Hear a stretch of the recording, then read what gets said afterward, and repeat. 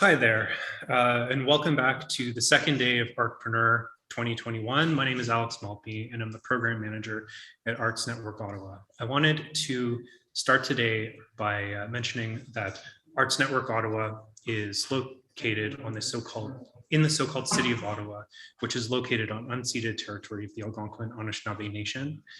Ottawa, and whichever city, town, or community you're tuning in from, is the home of Indigenous people, and they're the traditional stewards of this land. If you are participating or viewing from outside of Ottawa, we'd encourage you to share in the chat.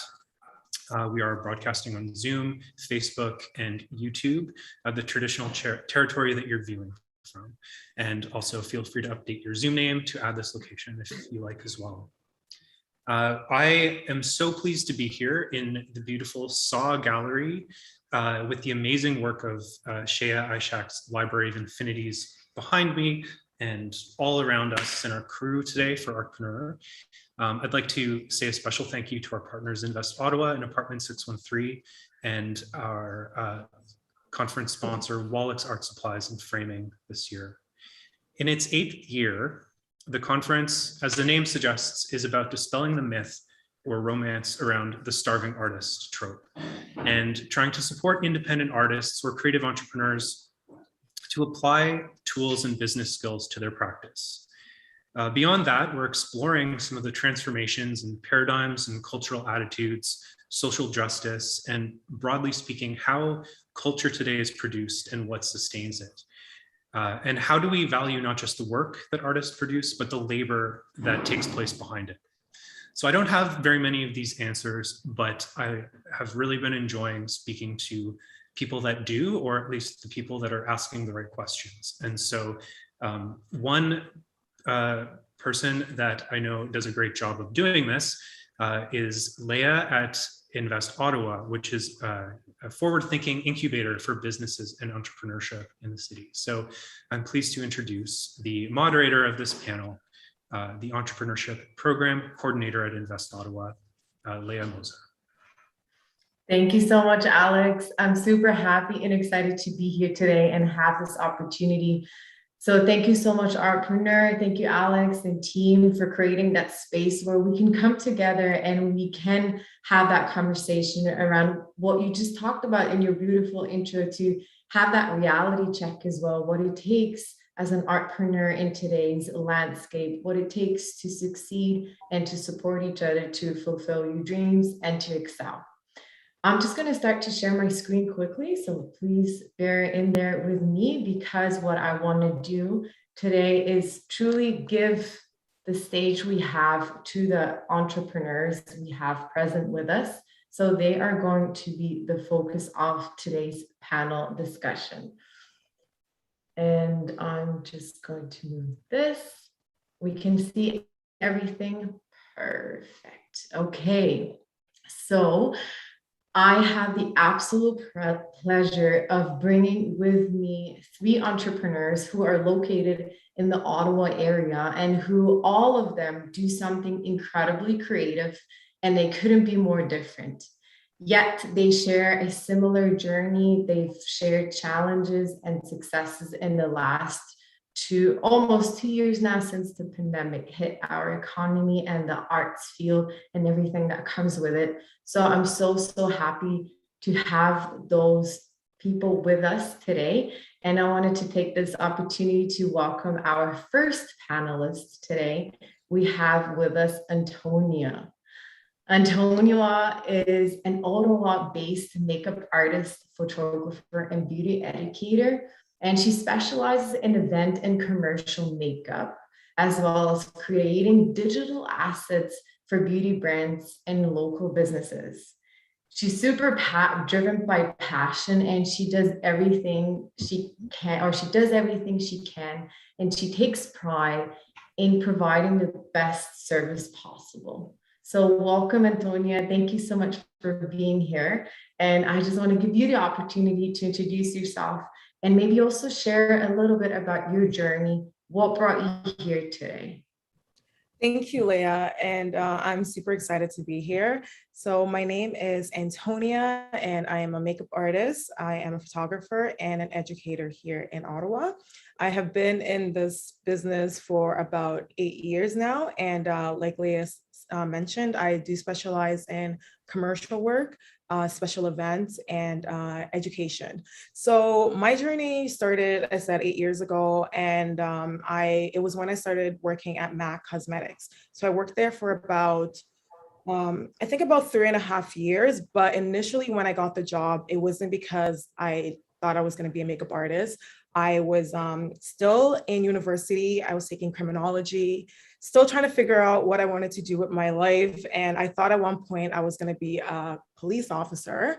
And so when I started working at MAC, I started realizing that I do have a passion for makeup. Thing is that when I was younger, I used to draw and paint. So that was like my thing. But growing up in an African household, being an artist wasn't really a career path. So that's why I decided to go the criminology route. And as I was getting closer to my fourth year, I started noticing that this career of being a police officer wasn't going to be something that I wanted to do. And working at MAC, I started really enjoying doing makeup on clients. Everyone was telling me that I should become a makeup artist and I should start doing my own thing on the side. And I was still a little nervous because I didn't know anyone in the business. I didn't know if makeup was an actual, legit career path to take. But I got to a point where I just kind of put my foot down. I was like, I don't want to do a career that's going to stress me out, even though like as a business owner, you're going to go through ups and downs with stress, but at least it is a stress that you can manage. So I just decided, okay, I'm going to do makeup, but I'm going to do it well. And I'm going to be the best that I can. So after 3 years, I decided to just start on my own and see what Ottawa has to offer. But before I left MAC, I was building my portfolio. I was working in for fashion, for TV, for film, for it's still commercial work as well. I wasn't super how would I say this?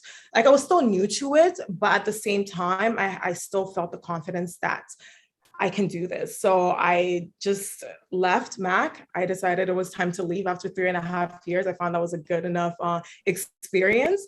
And then I just dived into it. I started building connections in Ottawa and I started doing really well. And then the pandemic hit last year, the pandemic hit. And at that point, my business obviously went down a little bit because everything was closed. Bridal wasn't like the bridal industry got hit really, really hard for makeup and sorry, I could hear myself in a little bit of an echo, but yeah, so the bridal industry got hit pretty hard. So that was pretty tough. But at that point, I was also getting ready to launch my own first product line. I launched my own brushes. So these are some of my brushes here. They're available on Shop Antonia. So I launched and I was very nervous to launch, but I had a lot of support from my clients, people on social media. So everyone bought and they were very, very supportive. I got a lot of feedback from that. And that was pretty awesome. And even as I was launching, I had to do everything myself. I had to do my own photography. I had to do my own campaign, the videos, everything. And from doing that, I realized that photography was also something that I loved doing. So I slowly started just learning more about it, started teaching myself more about photography work. And an opportunity came about with Invest Ottawa when they started their digital mainstream and they were looking for photographers. And I decided to take another jump and volunteer as a photographer. And from there, I was able to create all these images for local businesses in Ottawa. So I added another revenue to my career. And taking photos for local businesses for their social media and for their websites. So that's pretty much where I'm at right now. I am continuing my business in makeup, education. I'm going to be launching another product soon. They're going to be eyelashes. So these are coming out next month. And I'm going to continue working with local businesses and taking photos for their social media. So that's pretty much my journey so far. It's been exciting. It's been a lot. The pandemic definitely made things a little difficult, but it also opened up a whole nother career path for me. So I'm pretty excited to see where everything goes from there. Thank you so much, Antonia. And I think you already opened up a lot of questions and things that we're going to talk about later. How did the pandemic affect you as a person, and how did that affect you as a business? So next one I have with me is Heather. Heather is here from Reform Design and Fabrications.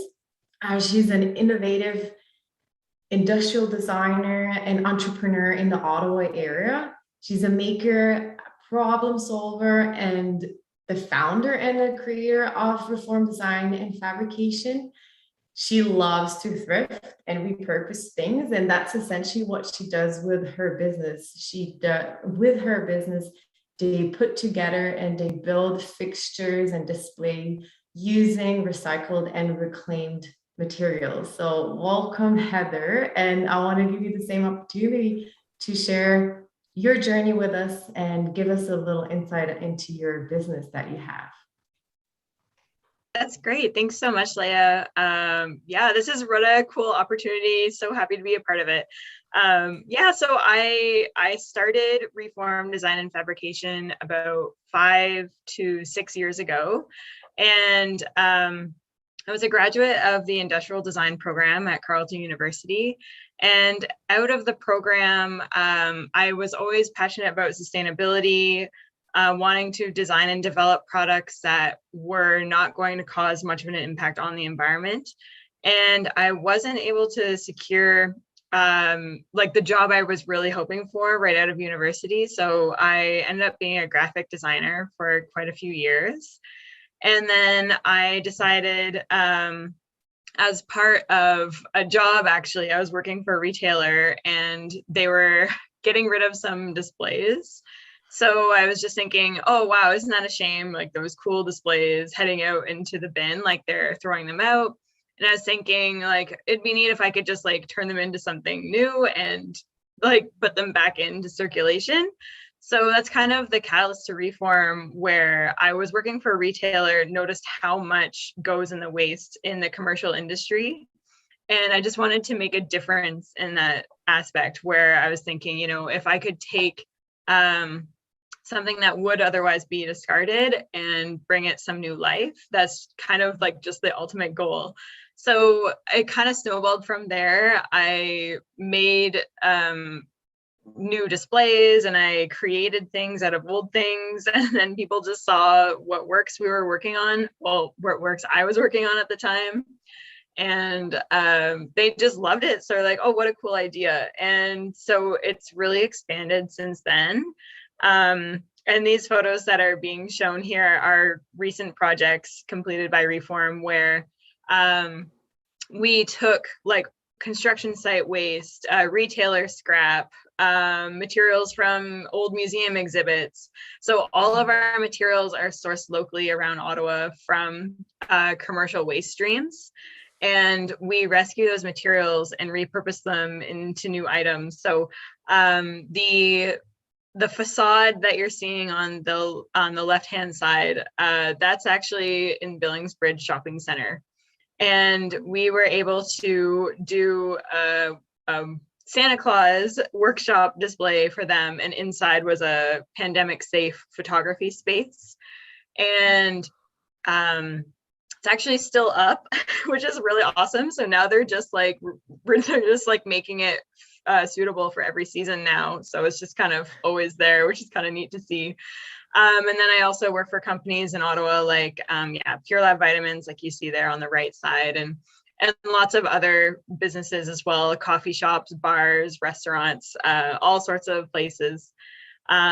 Loretta Gallery and Studios, which is there on the left, and then City Love Flowers display on the right. So like I said, all these projects and displays and furnishings are all from recycled materials, and the majority of them come from like I work with places like the Habitat for Humanity Restore, and I am partnered with the Museum of Nature. So they do provide a lot of really interesting materials, like as seen on the left there with Loretta. The blue plastic panels are actually from the Plastics in the Ocean exhibit from the Museum of Nature. So the blue panels are actually made from plastics from the ocean. But yeah, it's just so neat, like really getting into this field and into this business and just seeing like how much potential is out there for materials that are deemed waste. So it's really fun to just make a difference in that way, where we've actually to this day diverted over 8,000 pounds of waste from Ottawa's landfills since about 2017. So it's been quite a whirlwind of learning. I was not a trained business person, so I've learned a lot during this whole endeavor, and meeting lots of really exciting people who are in the industry of making difference or in the creative industry. And it's just so fun to meet like creative entrepreneurs and seeing what they're up to too. So I have to say thanks to those as well, those other entrepreneurs who have provided advice and everything like that. But that's the gist of Reform, and yeah, and we'll see, I guess, where it goes from here on out. Thank you so much, Heather. And then last but not least, I have with us here Mark.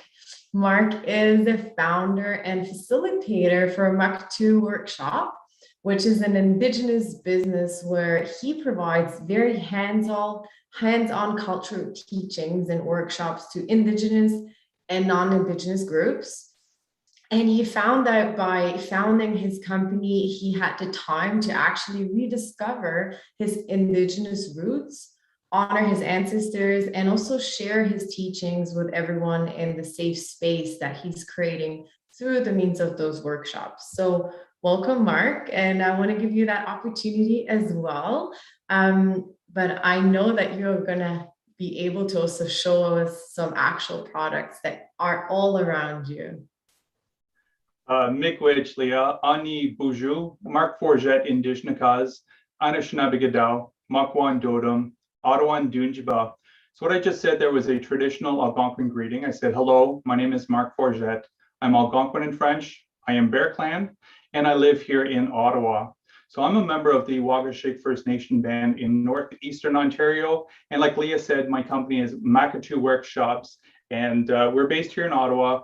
Maktu is actually an ancestral name of my great-great-grandmother before it was translated to English, which means black. So yeah, so I use, when I started my company back in June of 2019, it was to reconnect with my ancestors, with my Indigenous roots, and have been in the hospitality industry for probably about 15 years at that point. What I've noticed was a lot of the conferences, a lot of the trade shows I was going to, there was a lot of stuff being given away. And I thought, you know what, there needs to be more representation from the Indigenous communities. And I thought, you know what, I'm connected to this community. People know me. So I thought, let's start Maktu Workshops. And I really had no clue what I was getting myself into when I started Maktu, because I really wasn't sure what I was going to be representing at that point. And I say within 2 weeks of starting officially Maktu Workshops, I had a client call that I dealt with while I was in hotel sales. And so she goes, hey, I heard through the grapevine that you have a new company. We have an international trade show coming to Ottawa in 5 weeks, and we want you to be part of it. It's for 300 international travel writers. And I was all gung ho. I'm happy, my first client, and I had no clue what I was going to do for this group. So after asking a few questions, it was determined that they wanted to do a medicine bag workshop. So what I'm wearing here is one of the medicine bags that we create here in the studio. The beading is all hand done as well by a friend of mine who's Anishinaabe. She's a Ojibwe. And the leather we use is actually, as you can see here, this is whitetail deer leather. So this is all locally sourced from Western Quebec and Eastern Ontario. So this is the way we receive our leather. We then break it down into the kits that we have here. So these are kits, these are the medicine bag kits. This one here doesn't have a beading on it, but it comes with everything you need in order to create your own medicine bag. And what we do is, once these medicine bags go out to groups, it doesn't really matter the size of the groups. We can do anything from 10 people to 5,000 people. All I need is time to create these kits. About 3 weeks ago, we did a workshop, online workshop for 1,500 people, and they were spread right across from coast to coast to coast, which was absolutely fantastic. But I believe that with these teachings that we do online, and again, I have my first in-person event coming in a couple of weeks, a lot of those are the teachings as well. And as Leah said, it's a safe place when we do. We encourage questions, those questions that people are dying to ask, but they're just scared to offend perhaps someone, an Indigenous person, with asking those questions. But I will go through a lot of those questions and hopefully answer a lot of those questions for them. And so, yeah, so we do all sorts of traditional crafts, like our dream catchers here, again, all with locally sourced leather, as well as the feathers are all locally sourced from Eastern Ontario. So they're all geese feathers. But we also do other things like bookmarks here. These are great for corporate giveaways. And again, that's where my idea came from as well. And everything we do, we create here in our workshop here. We create everything from scratch. And if I need a tool, I will actually design a tool for the product that I want to create.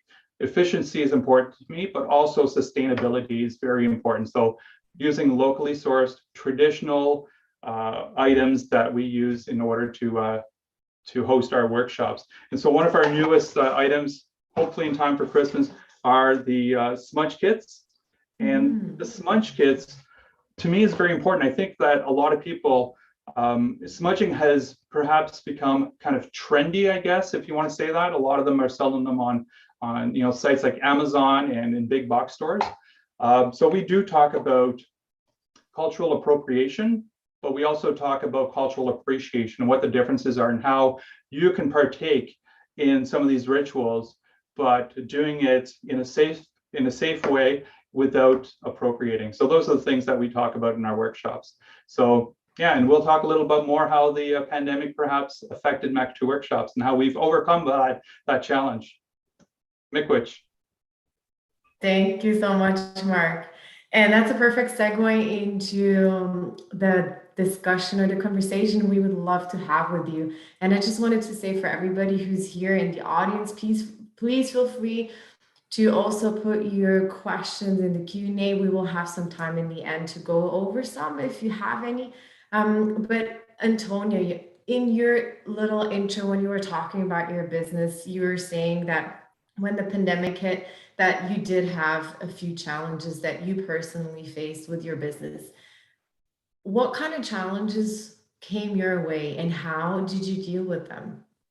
So for me, my main thing is makeup. And when the pandemic hit in the beginning, of course, everyone was on lockdown. So I couldn't take any clients, which, made sense because we didn't know what was going on with the virus. But after we reopened, we were reopening in certain stages, and makeup was still at the very last stage to reopen. So it was pretty difficult to get clients like I used to. But at the same time, for me, I'm always someone that kind of thinks on their feet. So I hosted a lot of online workshops. That helped me a lot. I did a few different courses on makeup application, even taking self-portraits because I take a lot of my photos. So I hosted courses on that as well. And I also launched, like I mentioned, I launched my first product line during the pandemic. And that also helped me out as well. But the thing is that like with these courses and the brushes that I launched, these are things that I've been working on, before the pandemic. So it wasn't something I just came up with on the spot. It's just like you have to keep working no matter what's going on. And you never know what's going to happen in the future. So whenever things like this comes up, like we don't know where this virus is going to go in the future. But at the same time, if you keep working, you're going to have something to do. There's always going to be something for you to put out there. So you just have to get a little creative as well with whatever challenges come your way. So for me, yes, I couldn't take clients in person, but I was doing virtual classes, and I was also planning products to be launched. Yeah, so that's how I pretty much dealt with the pandemic. Is that something, Mark, that you saw as well? Because you just mentioned before you had this very, very big virtual event with 1,500 people attending from all across Canada. Now you mentioned you're going to have your first in-person workshop in the weeks to come.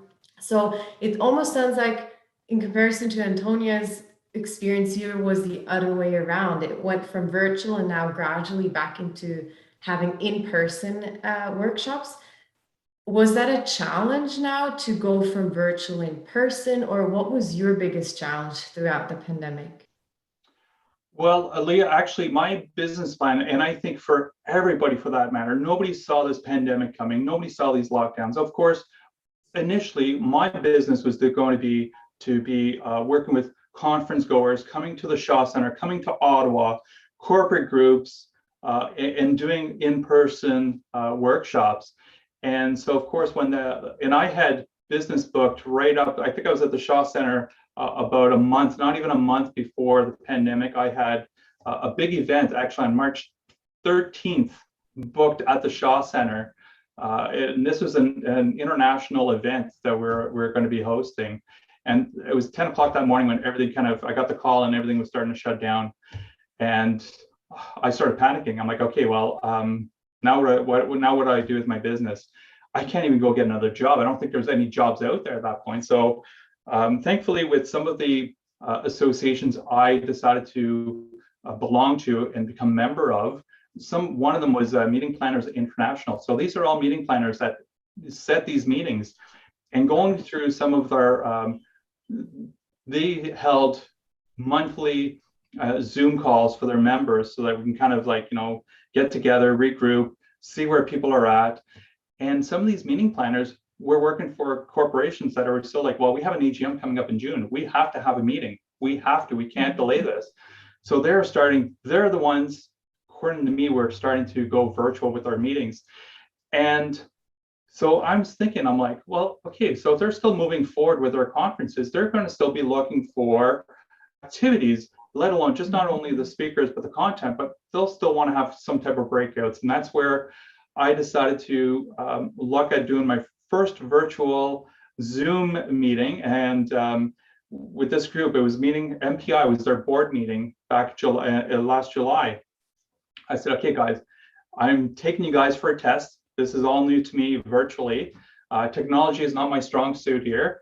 But that worked out, and I started getting more calls. And then I started upgrading my equipment in order to deliver proper workshops. But what I've noticed is that now I was able to cast a wider net, because I have clients now that reach out to me from the East Coast, the West Coast, the Yukon, and these are regular clients that otherwise would not be able to afford to have a workshop for 50 people, fly me out, put me up, pay me, and it would not make financial sense for me as well to be tied up in travel for that many days, right, for a workshop. So now we can still offer them virtually. Mm-hmm.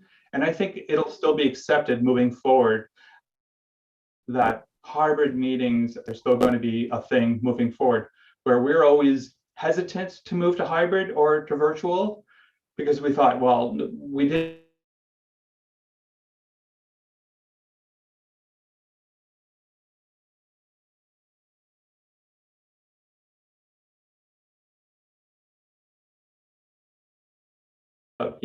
or then create a place. It's easier like we're doing today. And I think those will continue from Act 2, but I'm definitely looking forward to getting back to in person. I'm doing a workshop and I'll be up on stage and there's 500 or 700 people in a crowd. When I'm sewing, I'm trying to show them a very little thing, like a little detail. I'm not going to go to 700 place settings, go, okay, this is the way you do it. So I'm going to use some of my technology that I have here today.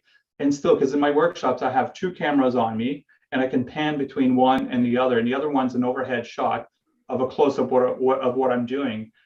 I'm going to use that now moving forward in in-person conferences, but I'll still be able to host both virtual and in person. And the technology and what I've learned will carry through to the into my in-person meetings as well.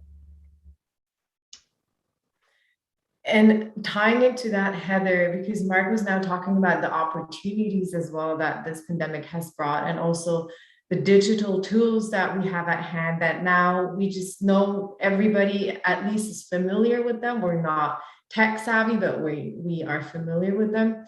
Has the last, let's say, 1 to 1.5 years, has it brought possibilities and opportunities to you as well? Yeah, I would say some opportunities have presented itself in terms of my clientele.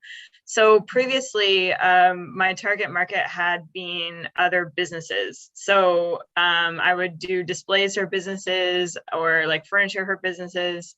And of course, because of the pandemic, it really impacted businesses. My cash flow was like really dropping due to the loss in my clients. So, but what did present itself was all of the residential clients who are at home now and looking around being like, that could use an upgrade, that can use an upgrade. And they're all just like looking and saying, okay, I have some money because, you know, we're not traveling anymore, we're not doing this. So people had a little bit more dispensable income. So I did end up doing a lot more projects for residential, which was fun because, you know, they had these new ideas, like different types of shelving and coffee tables and whatnot. So that was nice because not only was it able to help Reform stay afloat during the pandemic, but it also has broadened the scope of our services.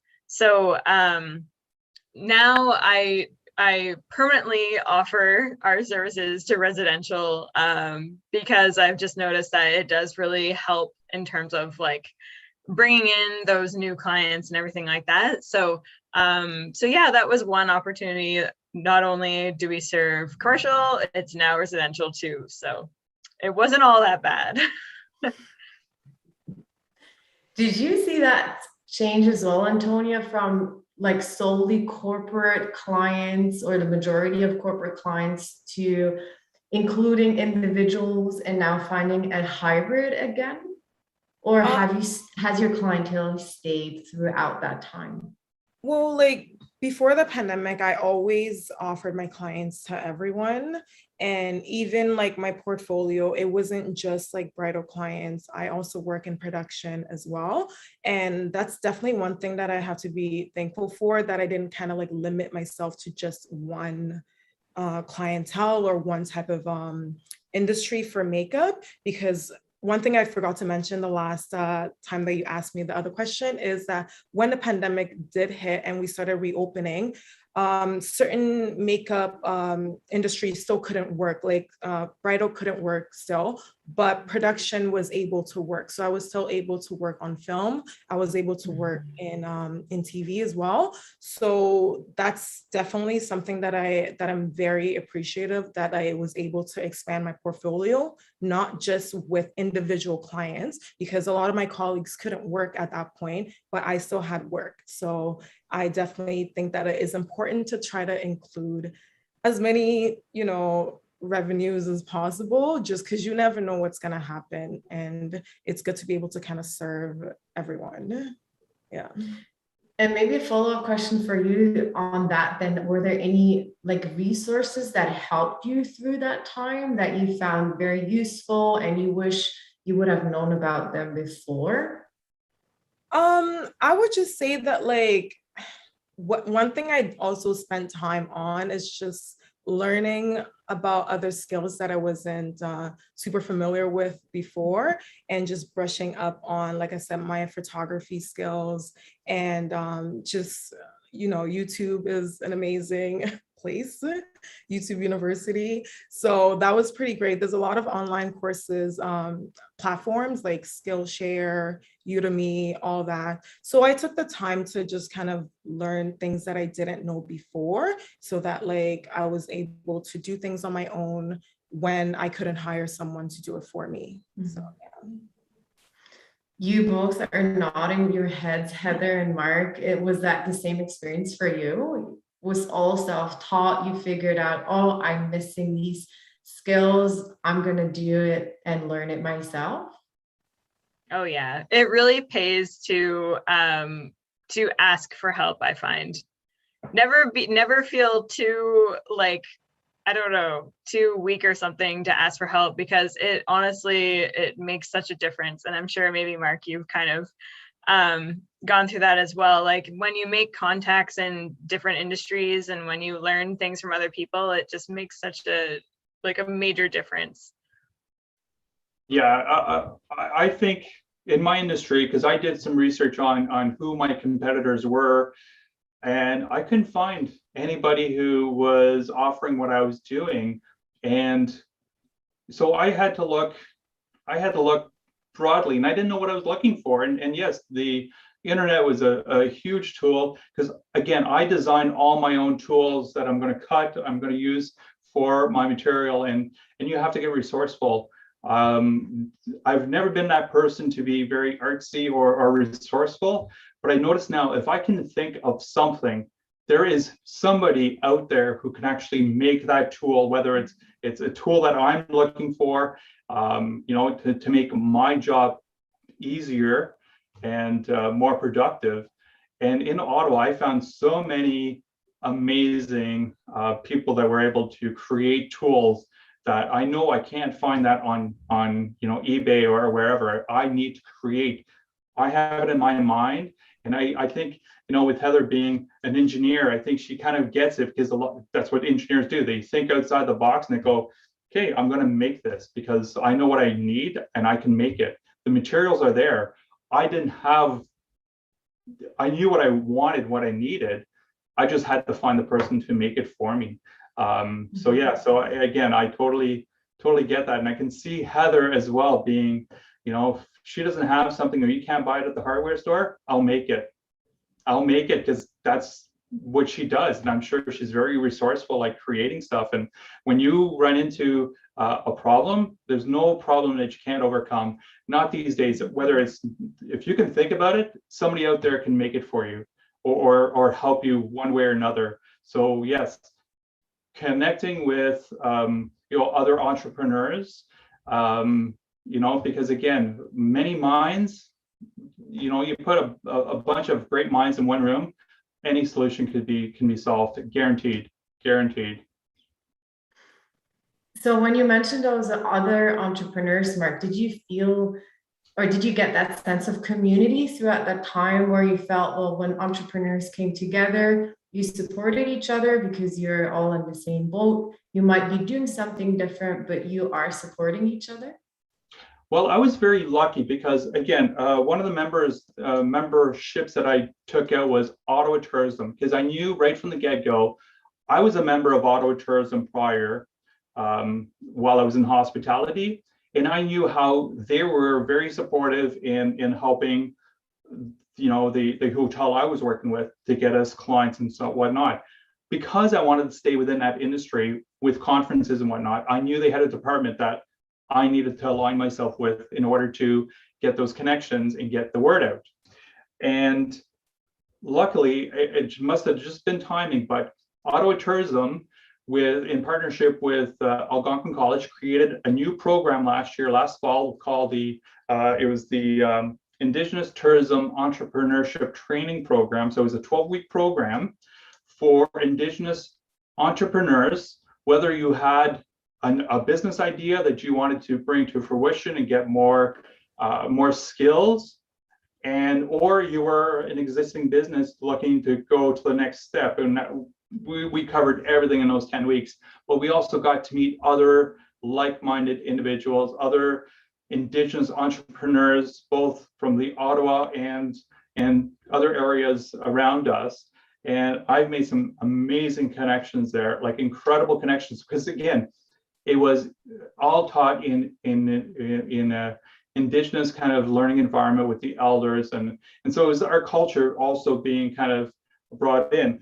And you know what? From that course alone and the people I met, it was an amazing experience. And now we're launching again in 2022. So the Legacy program is launching in 2022. And I was invited back to be on their advisory panel as well as a mentor for the program, which is very exciting. I'm so excited for that. We're meeting Friday to kind of go over some stuff, but yeah, it's amazing because I want to see other entrepreneurs, whether they're Indigenous or not, to succeed. Because if you have that dream, if you have that hobby, you think you can't make a business out of it, you'd be surprised. Because I think if anything, this pandemic has created a lot of entrepreneurs, a lot of people that were perhaps let go or furloughed from their companies. I've seen, restaurants opening up during the pandemic and being successful because they've been challenged and now they know how to face those challenges, and they're successful. And many businesses have come out of this pandemic. So there's a lot of bad, but there's a lot of good that came out of it as well. Amazing. I couldn't agree more. So a lot of good and a lot of bad that came out of it. And that brings me to a question for you, Antonia. Now that we're kind of starting to get back into that new normal, which might look very different for some, which might look similar to others like it was before. But what would you say is one thing for you that you've implemented throughout this time and you are confident, or you at least strive for it to continue implementing that one thing? For me, it's definitely taking the time to rest. So I find that it's very, very important as a business owner because we tend to work so much. And I actually worked a lot more during this pandemic that I felt that I've really ever worked before, and which was good and bad because I felt that working so much, yes, I was making money and I was excited to get all these new different contracts, but I also had a point in time that I felt that I crashed as well. And it's taken me some time to kind of get back to being normal. And I'm just at a point now that I just want to take things easy and know when to say no. And you don't always have to take every single opportunity.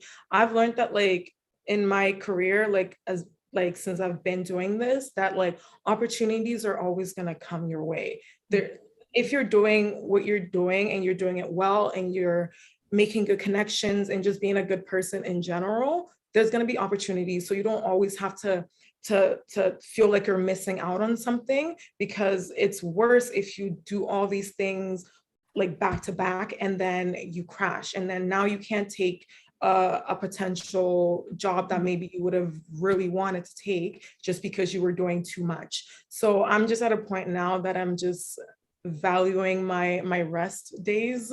And I think that's very, very important as an entrepreneur to just, take time to yourself. It's a journey, it's not a sprint. So just rest.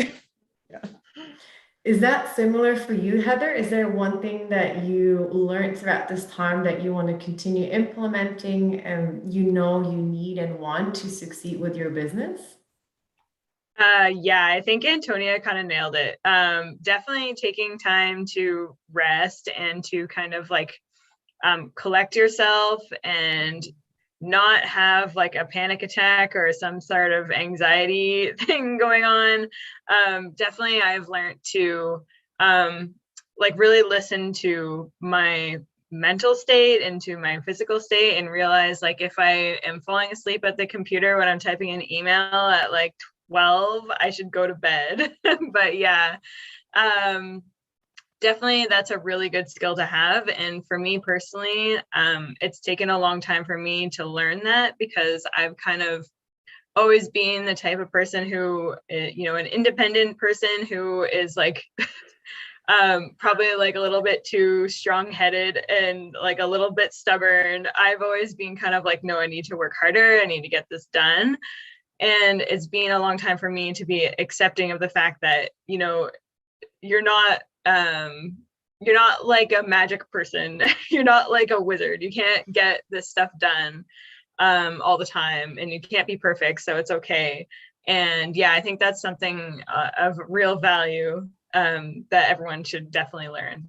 Don't put too much pressure on yourself, for sure. No, I find that like for artists, we put a lot of pressure on ourselves, and we're like perfectionists, and Yeah, feel that like we have to, you know, stay up and get this done, or we have to, you know, get this contract. But again, it's like you need to take some time to yourself and not stress too much. Yeah, definitely. Thank you so much. I wanted to open the floor to some questions now, because I know we're already at 10 too. And Mark, I have a question for you here in the chat from Francesca. Whether Makatu offers workshops for individuals as well, so not a part of a corporate group. Is that something you do? Well, it's not something we do just yet. Again, but I'm happy to say, Francesca, is that a friend of mine who took this entrepreneurship training with me last fall is now opening up her very own Indigenous cafe called Bean Diggin'. It's going to be opening at TD Place in the next week or so. So it's kind of a pop-up cafe right on the main street. And she wants to invite Indigenous artists to do workshops there. So definitely Mark, we have to do some workshops, medicine bag workshops there. We have to do the Dreamcatcher workshops there. So that is coming, and that I'm definitely going to be doing with her. So I'd say check out her website, or she's on Instagram. So it's Bean, like coffee bean, DIGEN cafe. And Bean Diggin' is Anishinaabemowin, and it means all are welcome. So welcome in. So that's the name. So it's not quite spelled that way, but she put a little spin on the bean, you know, for the coffee part. So yeah, she's opening any day now. So I'm going to be working with her to try to do a couple of workshops out of her cafe, and those will be amazing to do. And yeah, so check that out. Do follow me as well on Instagram, Makatu20, and definitely reach out to me personally, and I'll make sure to connect you. So my email address is mark@makatu.ca. So do reach out, and I'd love to see you there once this happens. So hopefully in the next couple of months. Thanks, Francesca. Thank you so much, Mark. So if you have any other questions, please feel free to just type them in the chat.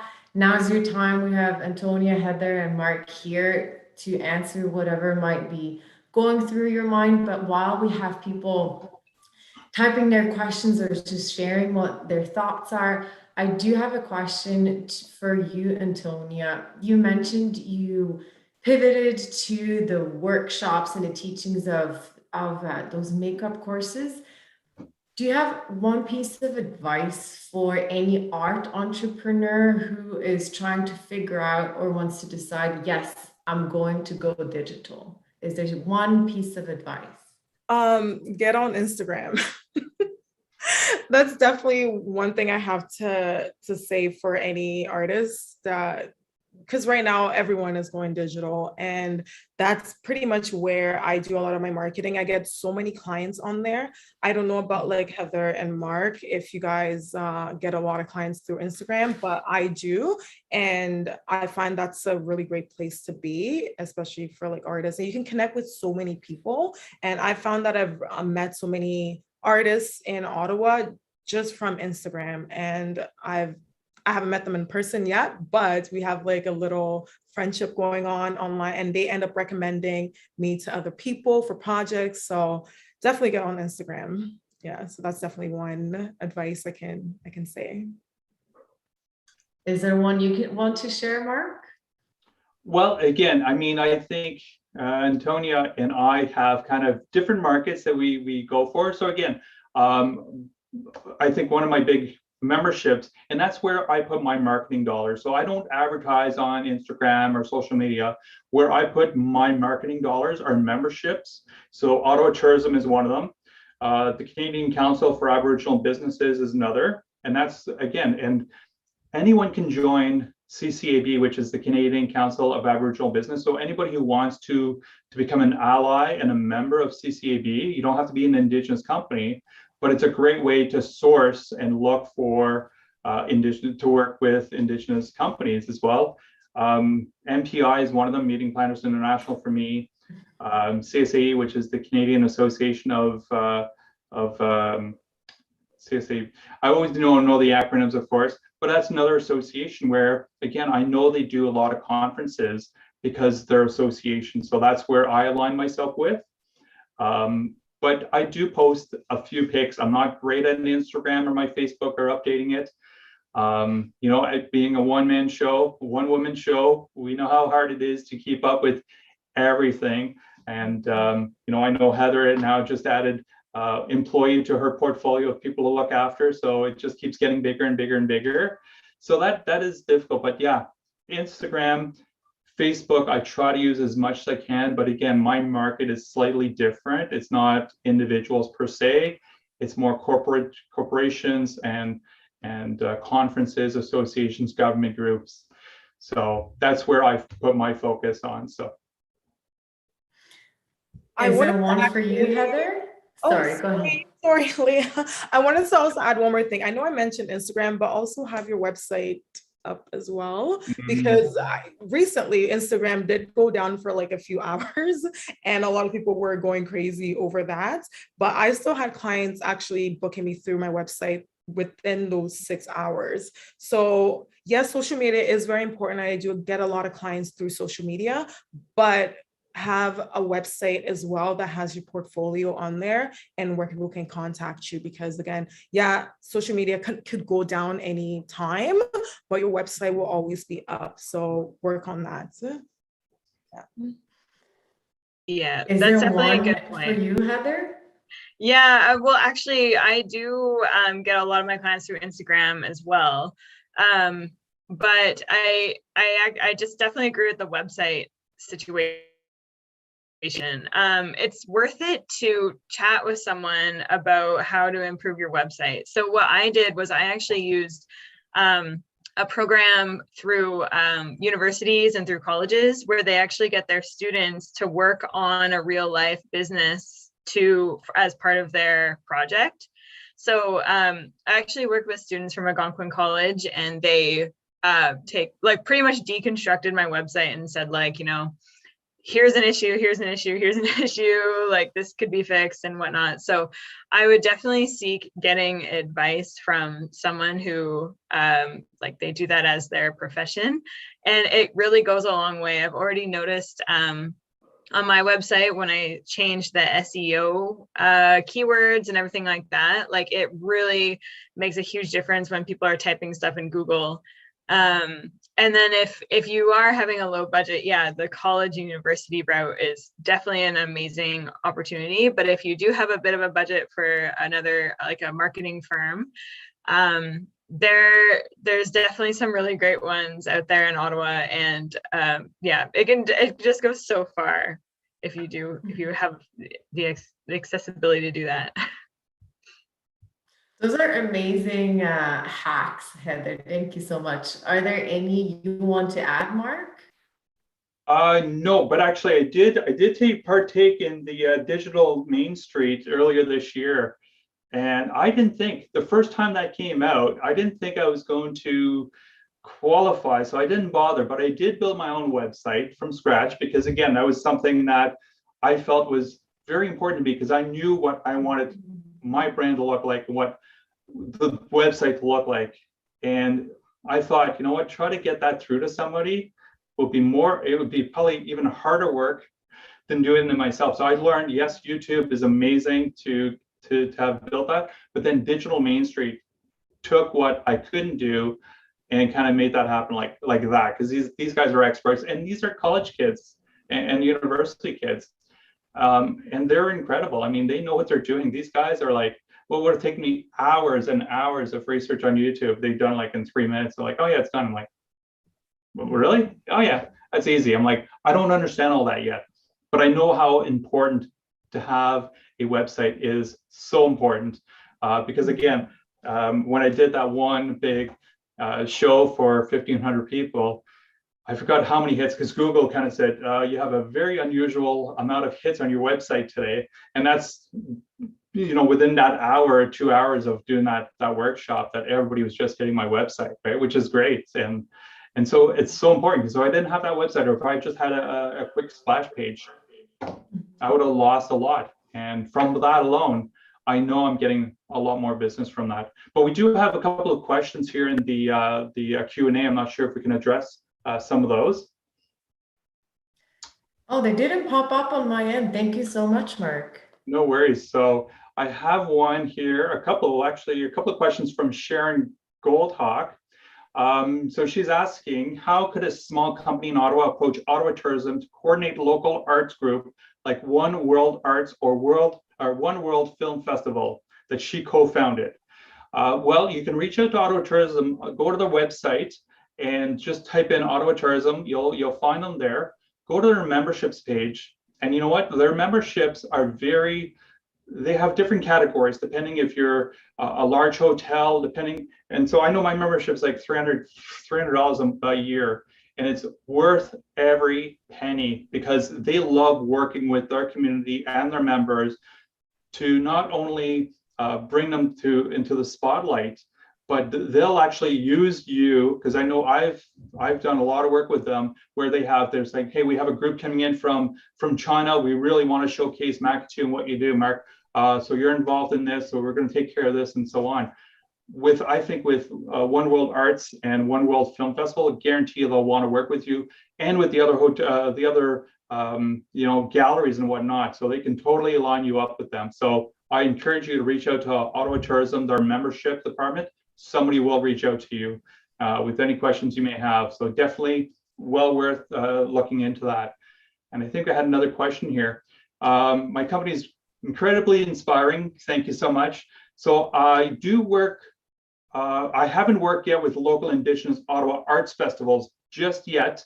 I think the pandemic really kind of put a pause on a lot of things for in-person and trying to network. I'm a person who likes to see people in face-to-face. So I know Zoom, a lot of people have had Zoom fatigue. I have not. And so when a client calls me to see, what we can do, I encourage them to call me by Zoom, because first of all, they need to see who I am, what kind of energy I have. Then I can show them the products, firsthand kind of thing. So this is, to me, it's the next best thing than being in person right now. But I do have promotional items, like we said. The bookmarks are a big thing. I think those have been a big thing. Those are accidental. I kind of created those out of some of my scrap leather, and they've gotten very popular, very sustainable, but yeah, definitely, Sharon, I will reach out to you as well by email. I got your email address here, and I will reach out to you as well. So thank you for your questions. And I was just going to post here everybody's website. So Antonia's, Heather's, and Mark's. Sorry, Sharon, for some reason the questions didn't pop up on my end. So if you just want to reach out to them individually and answer or ask those questions to them, and may continue the conversation there as well. If Heather, Antonia, or Mark, if you want to share your socials as well, or the best way to contact you directly, please feel free to post them in the chat as well. Otherwise, I wanted to say a huge thank you to the three of you for the incredible work you do, for bringing the beauty that art and entrepreneurship brings to the Ottawa community, and including us in that journey, sharing some tips and tricks, sharing your experience that you've had over the last year and a bit, and continuing the journey and continuing to succeed in what you do. So thank you so much, you three, for being here today and sharing all of this. Thank you, or a big thank you as well to Artpreneur, to Alex and the team in the back end for allowing us to come here, creating the space where we could talk about this incredible topic and create the space for Heather, Antonia, and Mark. So thank you so much, everyone, and have a wonderful rest of your Monday. Chimikwich.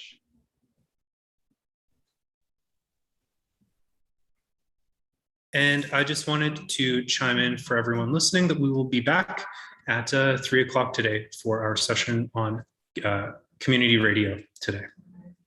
Take care.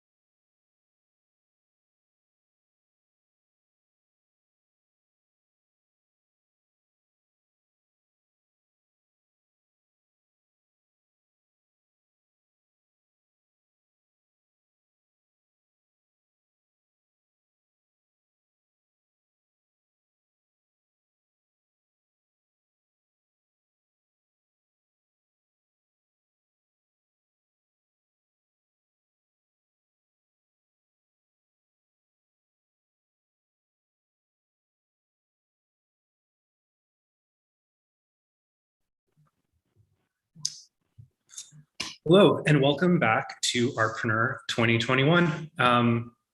We are about to start our second last session of the conference, and we've been talking a lot about the digitization of artistic practices, taking things online, a lot of new learning and skills that artists have had to adapt to and take on to survive and adapt their artistic practice throughout the pandemic. I wanted to look back at something that has been with us for decades, and long before the pandemic, which is community and campus radio, and have a conversation about what value this platform continues to provide to artistic communities, especially locally within their respective communities, and how that fits in and continues to serve our artistic scenes to this date. So we're going to start by introducing our panelists. So we have Luigi Fidelia, who is representing CHUO, Quende Kefense, who is representing CKCU, and from Guelph, Jenny Mitchell from CFRU, which I'm also very excited about, to have this outside of Ottawa perspective and see what our communities can learn from each other, because I think one thing that I've found throughout the pandemic locally is that I've seen an unprecedented amount of collaboration where really no one can figure this out and move forward alone. We have to work together. So I'm really curious to see where the intersections are between what is happening in Guelph and what we can all learn and work with each other on. So without further ado, I guess we'll go around and just tell me who you are. How did you get here? And what are you working on? So maybe some of our listeners may not be as familiar with the Guelph community. So maybe Jenny, we can start with you, if that's all right. Sure. How did we get here is a big question, but I'll try to be as succinct as possible. So CFRU is Guelph's campus and community radio station. So I suspect in terms of our broadcast license and the kind of why of what we do, there's probably a lot of crossover with the other stations today. But my specific role there, I'm the volunteer and mobile studio coordinator. So in terms of the professional about me, as a volunteer coordinator, I would be kind of the first point of contact for engaging new people interested in learning skills. So if they want to get involved to produce radio shows or work behind the scenes, I would give them a general orientation session and kind of work with them on the next steps for getting engaged, which has had to pivot, as a lot of things have to, virtual volunteer experiences, a lot of redistribution of, like microphones and laptops and whatever folks need to borrow to be able to do radio out of their spaces. So that's been a lot of what I've been working on as the volunteer coordinator. The mobile studio coordinator part of my job is pretty unique to CFRU. So I will highlight that maybe a little bit more specifically. Basically, I've been working at CFRU for about 7 years, I think now. And I started as the mobile studio coordinator as like a pilot project. And the project was, it's your job to figure out what this job could be.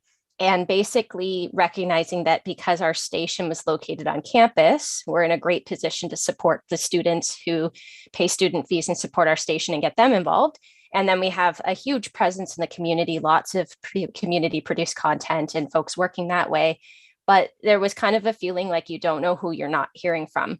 So there was a recognition there might be other barriers to access, like reasons people, whether it's parking or transportation, lifestyle, scheduling. So I came on board to come up with other additional radio projects to engage other voices to make sure that our community story is being shared authentically, and that work kind of can never stop. And so I'd say, like, in terms of how I got here, it's maybe been one of the most interesting things from the pandemic, because suddenly everyone kind of got a little window into what it's like to try to find community from your bedroom, like to be separated from just assuming you'll find it by wandering around.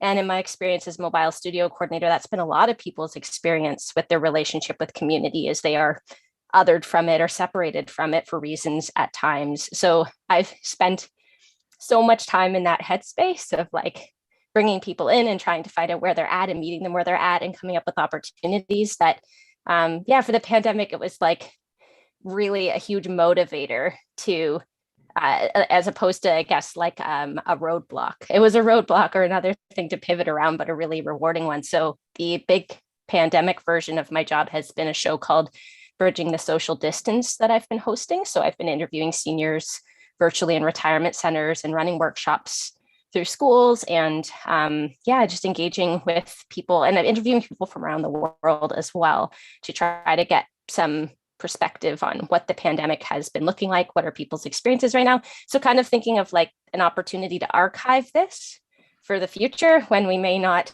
kind of give this the weight it probably deserves, if we're all kind of want to forget it and dismiss it. There's a lot of learning that can be done that's magical to capture right now, but yeah, there's also barriers that still exist, and new ones that have been created. So it's constant juggling work, but those are kind of the hats I bring professionally. And then I'm also a mom and a school bus driver and a musician and an artist and some other things too.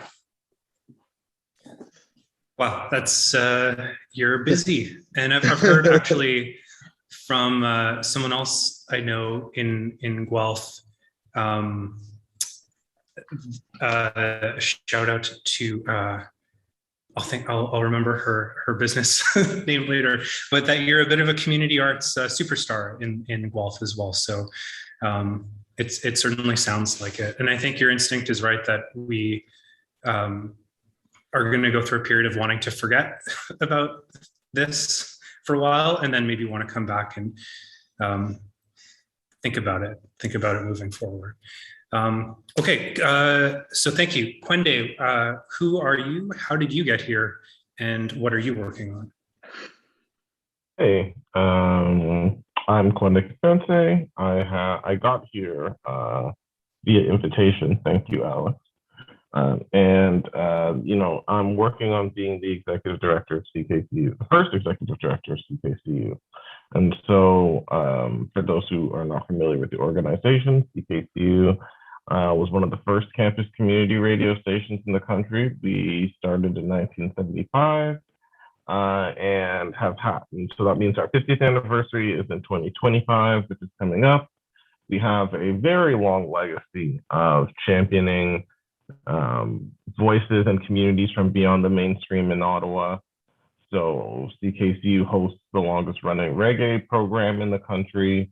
We called Reggae in the Field. So we have shows for people. We've had a long legacy of running a range of programs for people with for and by people with disabilities.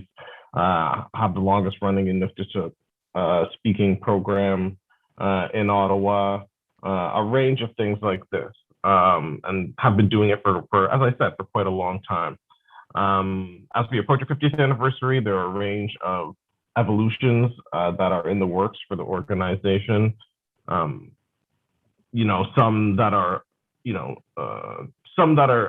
too nascent to even mention, but others that are on the way and that are really exciting. And some of it has to do with really reanimating and learning about our legacy, because there's a lot that CKCU contributed to Ottawa and to the community that, as Jenny mentioned, you know, for one reason or another, things sometimes get memory hold. Sometimes because we want them to, and other times just because of the passing of time. And, you know, we have our funding drive, which is starting up on Friday. And the theme of our drive is the past, present, and future of community media, of community broadcasting, excuse me. And, you know, that comes really from one of our major initiatives that we're working on right now, which is an archiving initiative. We're starting to work with the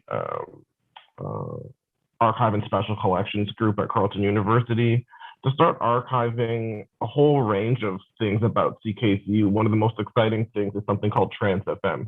I don't know if anybody knows what that is, but from 1979 to 1995, CKCU published an alternative arts and culture monthly newspaper, which started out as just a program guide for CKCU, but evolved into being a real vehicle and channel for a world that was kind of bigger than Ottawa at that time, as I understand it. That's how it was described to me. And, coming up, happening upon sort of almost a full collection of these Trans FM magazines and other documents that really demonstrate the powerful role that community media has played in the evolution of Ottawa as a city, but then in the lives of individuals. Like, I'm finding people who wrote articles in Trans FM who have gone on to do a number of things, both inside the community and beyond this community. And a lot of it comes from, and it all comes out of this broadcast network, this assemblage of people who are here for those who don't find themselves seen in mainstream media. And so all of that having been said, I'm here to push that legacy forward and evolve it and develop it into the future. And that's what I am working on. Thanks so much. And yeah, I'm excited to get into this idea of legacy and archiving cultural histories through community radio later in the discussion as well. It was the Sage Soap Company in Guelph that I wanted to give a quick plug to. Yeah, I can't believe I forgot that. Okay, and finally, Luigi, the microphone is yours. Thank you. Hey, everyone.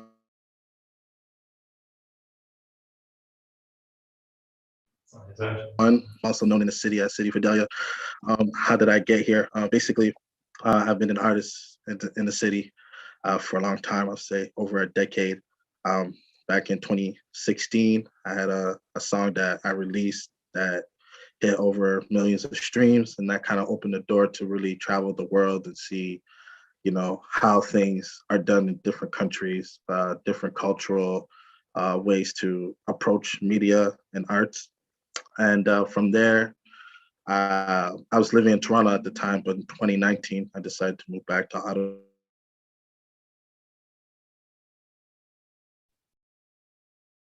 We're having a bit of choppiness. And I started community. Can you guys hear me? Can you hear me now? Yeah, I think you're okay now. So I decided in 2019 to come back to Ottawa and start community building and find ways to build an infrastructure to allow individuals in the city to succeed without having to leave the city. And then from there, I opened up a studio. From the studio, I got an opportunity from CHUO. Aaron reached out and advised me about the opening. And I wanted to come on board because CHUO has always been a station that I always listened to growing up, and always been my go-to when I want to discover new music and new local talent when it comes to radio. For those that know and for those that don't know, CHUO has been around for a long time. It's been here since the 70s. And if you look at their track record, it's always been a station that's always been evolving and responding to the community needs. Our platform is a place to allow marginalized voices to express themselves and also share their stories. And what we're here to do is expand on that and allow local individuals, our local heroes, to have a platform to get trained when it comes to media, but also give them a platform to express their perspective through their lenses. So what we're working on is how to bring a global culture to Ottawa, but also expand our local culture elsewhere. And yeah. Awesome. So I wanted to start, I guess, by talking a bit about community and campus radio during the pandemic. On Saturday during the conference, we had Andrew Jervis from bandcamp.com. We had the Independent Media Arts Alliance talking about a new fee schedule that they've been researching for best practices in digital distribution. So there's been this recurring theme of globalized platform economies and the shift to, like I said, the digitization of our artistic practices or using these digital tools. I wanted to just speak to how you have experienced your role throughout the pandemic doing community radio, and how you continue to be a community asset during that time when people have turned so much to streaming and podcasts and things like that. Whoever would like to go first. Well, I'll go. So this has been year one for me in the radio industry, but it's been, a very interesting experience because obviously with the pandemic happening, everyone was kind of forced to work remotely and find ways to adapt to the kind of, moments that we're living in right now. So a lot of the time, it's a lot of communication. Communication has to be at its greatest level because you're not there physically with other people. But the way that we've managed to engage with community still was to have hire people of the community to either work on our team or also volunteer to provide their ideas and their access and provide provide like things that they would like to talk about. So through that, through like things like our shows like the morning shift, we always, through those kind of shows, we always let the community know that like, hey, we're still hearing you, even though we're not physically able to touch you or be in the same room as you, we still hear you. And through our shows and our programming, we will find ways to let you know that we will respond to the things that you want to hear. And another thing is just what I've noticed during the pandemic is that people have taken the time to kind of choose the kind of songs they want to listen to through Spotify or whatnot. And that's why on our end, we see the radio as an outlet, but we also have expanded from that to see ourselves as a space where we could train other people to be professional hosts or be great associate producers when it comes to shows. And I think that's where I think we're going where we're going in the future. And that's where I think radio is going in the future. It's going to be like more than radio. It's going to be using your platform in a multimedia way. So yeah, I would say like those are the things that were on top of mind during the pandemic. Great. And Jenny and Quinde, also, do you have anything to add? Also, what changed, or maybe also what didn't change or surprised you by not changing? Well, I'll say that during the pandemic, I was asking some of our staff for some numbers about this, and I believe we kept, over almost 80% or more of our programming over the pandemic. And this is, we have to keep in mind that, this is volunteer-driven content, and so nobody has to do this. And so one of the things that hasn't changed, and I think which is really positive, has been the engagement and enthusiasm of the volunteers with their communities. Clearly, they still feel motivated to overcome the challenge of not having access to the studio to continue to create content with us, for us, and for their communities. And so I think that is something that's powerful on one level. On another level, what's changed for us as an organization is our capacity. It's, us needing to quickly develop our capacity to operate in a distributed way and through distributed digital technologies. We had a major challenge last year just doing our funding drive because it was totally oriented. All of the mechanics of the drive were oriented around being in the space, and it made it very challenging as somebody who was coming in a month before the drive, I think last year, to really adapt that system to the situation that we're actually in. And the same could be said for many of our administrative systems and communication systems. And so this was something that, we had to evolve. And also, I think there's a component of radio which is performative and synchronous, right? Like the idea that when people do radio, it's not, or at least in this, the way that we do it, it's live, and it's responsive, and getting people, particularly our volunteers, accustomed to doing asynchronous recording and sort of not responding to live cues was something that I was impressed with their adaptability in terms of the ability to do that and not really give anything away to the listener, because a lot of listeners think that we're live.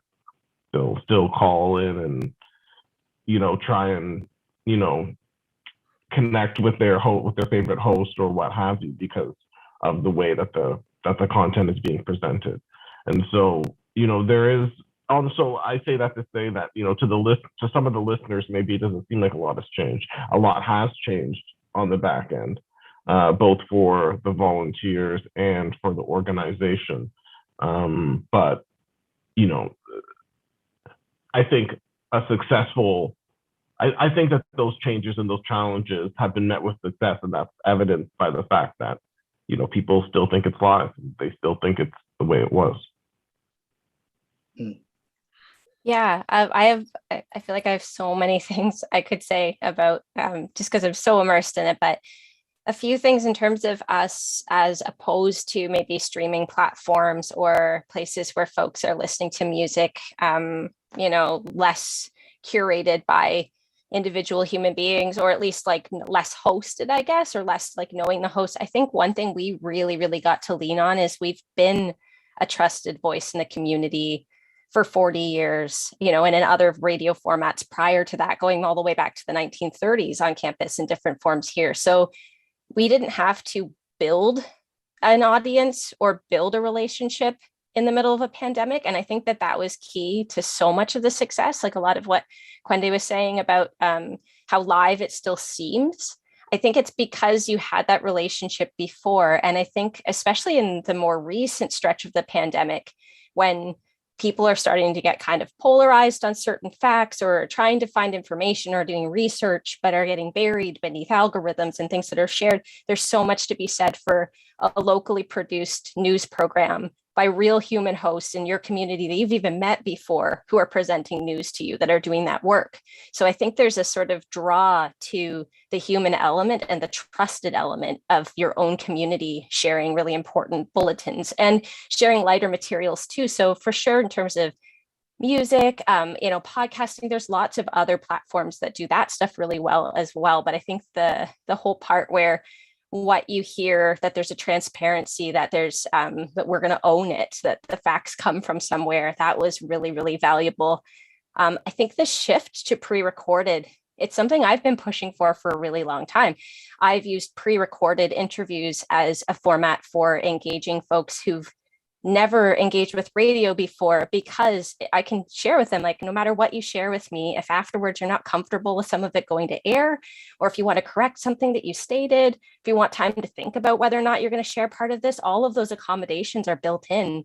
And now everybody kind of as a practice has the ability to give those considerations and those generosities to the people they're engaging with. So I think that it means that the people taking to the airwaves get to be more comfortable. They get to produce from their own spaces. They get to learn in their own environments. Even as a staff member, getting to show up to work from somewhere that I have so much control over my environment. I found from a mental health part, I'm not mentally commuting the same way. So I have seen people starting to incorporate Zoom and, loaning equipment out to people's homes. And it's stuff we kind of should have been doing all along, because it's like the best ways to engage people who have barriers to leaving their homes.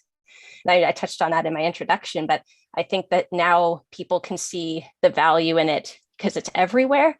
They're like, it's the only way I'm going to get to engage in something like this is Zoom. And I'm like, well, for some people, it was the only way they ever could have before, but we didn't have it. So they were just not part of it. So I think that stuff has been the stuff that has been like really highlighted for me. And I think in terms of listening, there's also, if you're not finding community by being in it, then maybe you have a bit more time to make space for the content, or at least I'm finding that that's kind of what my pastime is like listening to someone's voice that's not my own, share something that's different than something I ran into.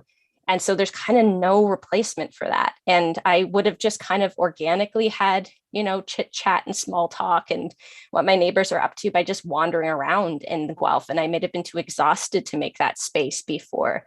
But now that's where my tie to community comes from. So I think that I've heard suggestions that there's actually an uptick in listeners with community radio streaming and listening in real time. And that's part of the theory. Same with podcasts. Podcast listening's gone up. And the theory is people have time and are making time for that type of content because it's giving them a connection. Thank you.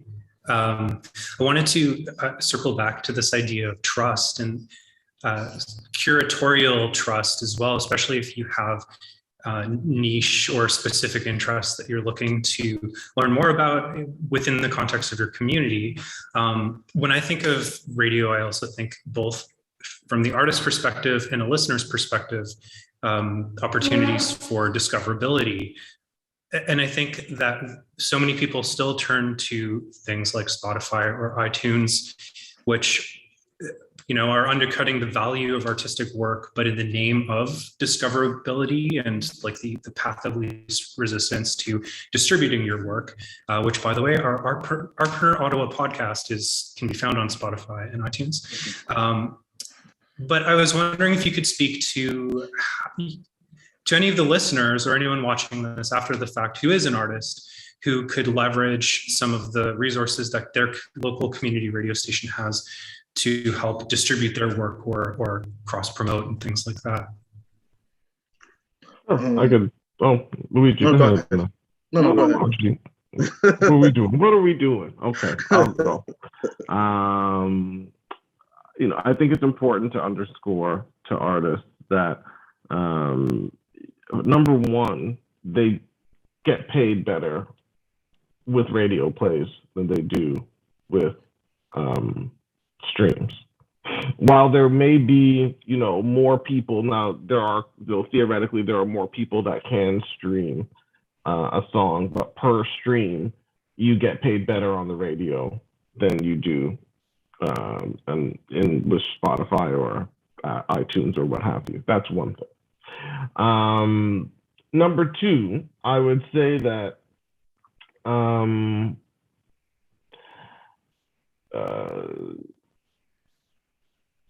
when we talk about sort of the value, not just to artists in terms of building fan bases in a range of different communities, and when we talk about the value of trust in the context of that,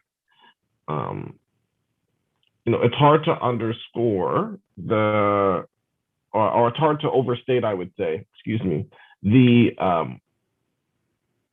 value of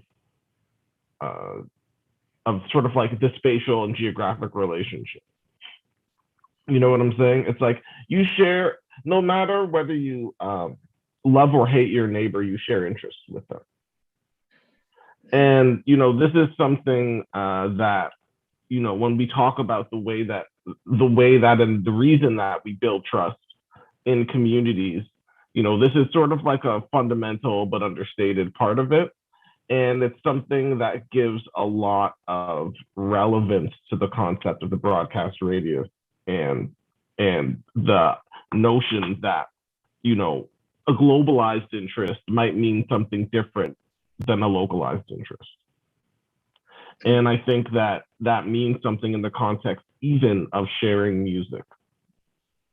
And I think that that's a big component of how and why the process of building fan bases is often first a localized, or there's a strong localized component to it, no matter what, and it doesn't matter if it's a global artist. Yeah.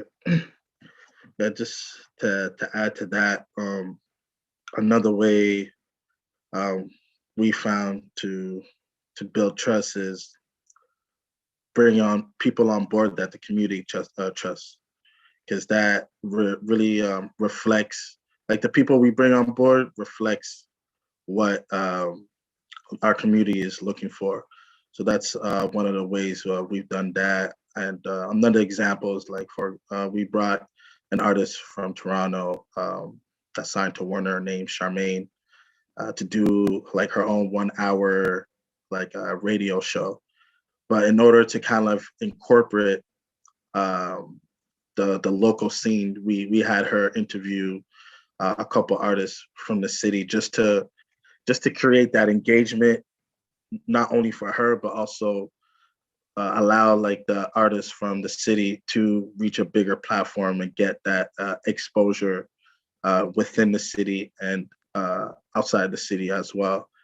And I think a lot of it too is just recognizing the songs that are popular locally and globally, and finding a way to like mesh them together, because a lot of artists in the city enjoy when their song is being played beside like a Bieber or a Drake, so these are like little things that we're able to do on our end to kind of raise the profile of a local artist.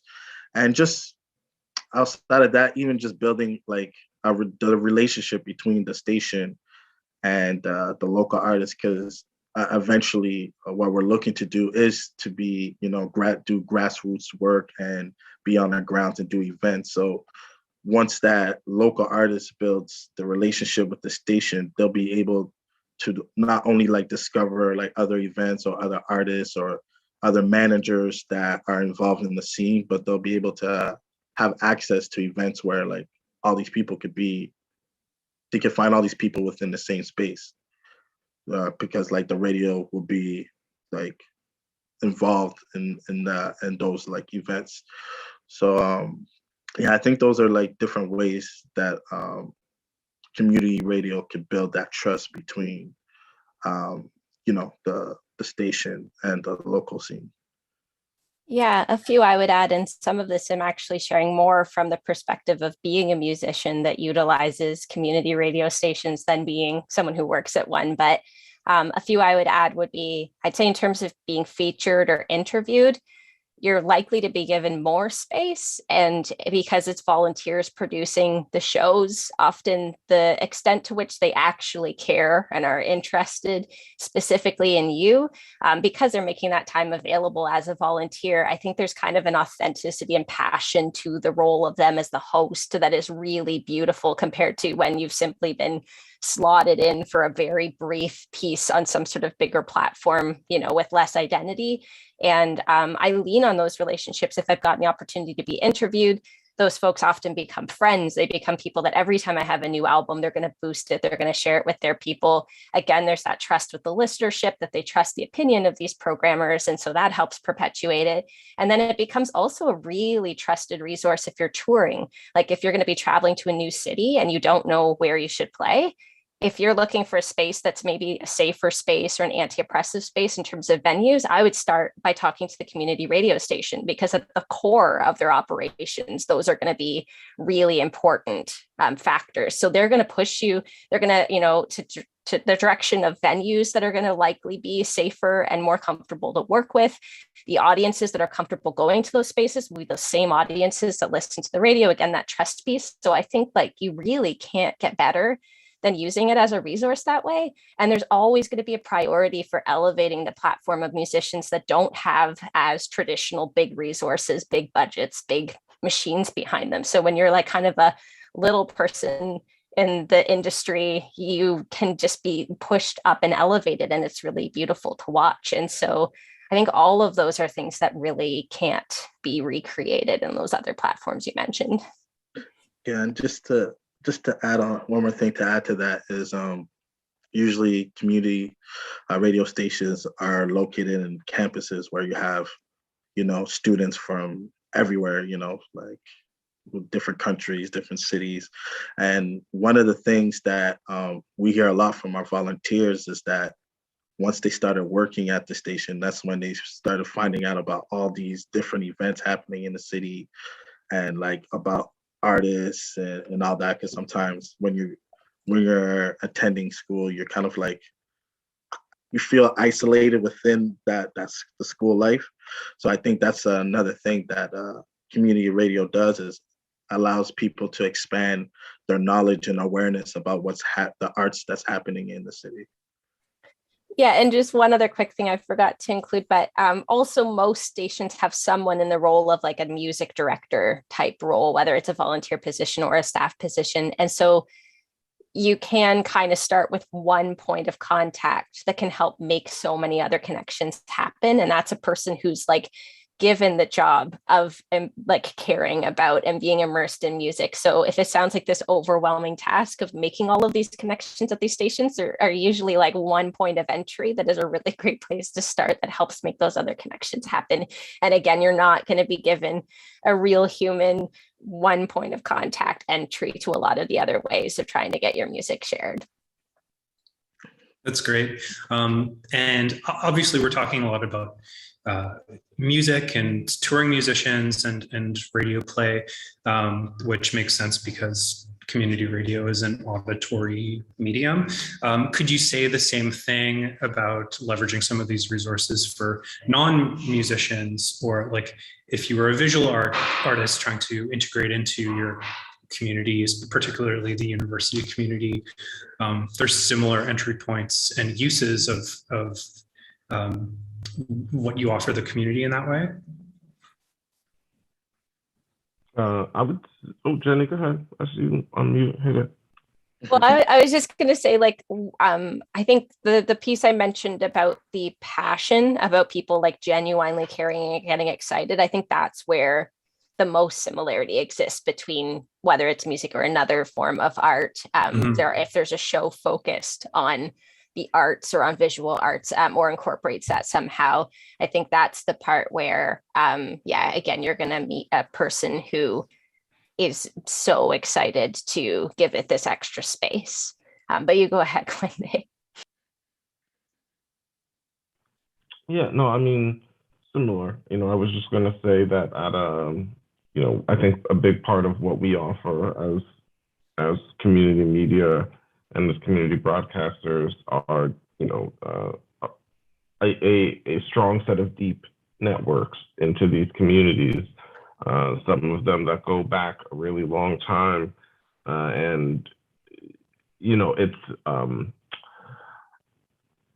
I think that that's something. Those networks are valuable across all across all art forms, and there's a transversal value to these these networks that are longitudinal in time, and then that are also broad and are connected to these to the grassroots of multiple communities. That itself is not something that's really easy to create, and it's something that I think overall is some. I just think that we understate the intrinsic value of that network across all sort of creative and creative disciplines and cultural groups. Yeah, I agree with Quinde. It's like the networks are very important, and when you think of just like communities, like in a city in general, you have your artists, you have the students, you have the activists. And I think what community radio does very well is bring all these groups together.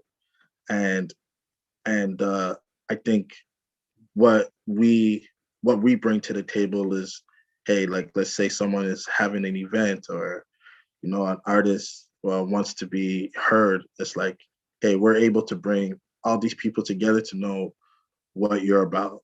And I think that's what community radio is able to do, is really bring a bunch of groups together to I guess mobilize a kind of like like the core value of seeing like a place be a better place, you know. So yeah. Yeah, and going back to something Jenny said, you don't know who you're not hearing from, and so by engaging everyone sort of in the same conversation, I guess you're able to access those communities and have a reciprocal relationship with them. I wanted to, for a moment, just dig a bit deeper into the responsibilities and activities in providing platforms to marginalized voices. And I remember previously we were talking about how there's a lot less gatekeeping in this medium of community radio and how you're engaging the community, because it is more of this network and this collaborative dynamic. I was wondering if any of you wanted to speak to that before we go on. Could you repeat the question? Yeah, so the addressing gatekeeper dynamics as a platform and ensuring that you're providing platforms for marginalized voices in the community. Yeah, I think that there's a difference between sort of creating or maintaining or creating this platform for marginalized communities and sort of engaging those communities in the co-creation process, I guess.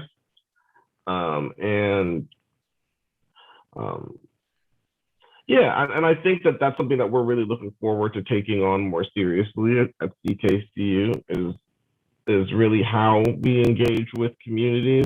It's one thing to sort of like bring people onto a platform and say, you can come on, or invite people onto a platform and say, hey, on this platform, you can sort of like be free to do and say what you feel.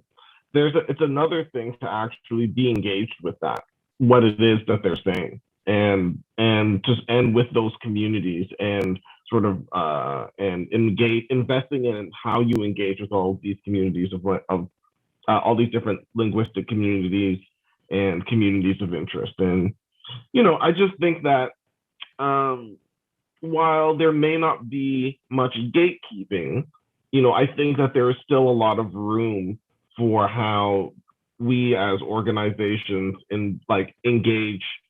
actively engage with these these different or I should say these sort of underrepresented communities.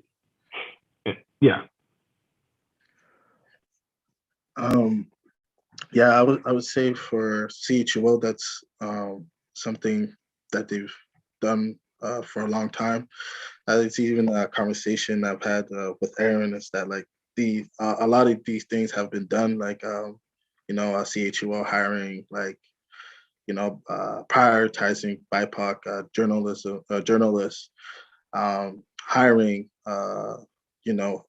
people of the community, part of the marginalized community to I guess like express their perspective through radio. So for us, it's more about, I guess, moving forward, championing that, just because like we know these are things that we've done for years, but it's also letting other people know like, hey, this is one of our mandates is to assist the marginalized community to have opportunity and be in a position where they could either develop skills to get a career elsewhere or build a career within a CHUO.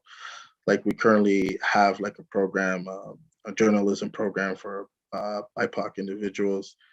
And we're also building out what we call CIMA, which is the Center for Independent Media and Arts, where we want to develop people in media, because a lot of people that attend Carleton or university, when it comes to journalism, BIPOC individuals that attend these schools for journalism usually feel like they have to leave the city in order to do the journalism that they really want to do.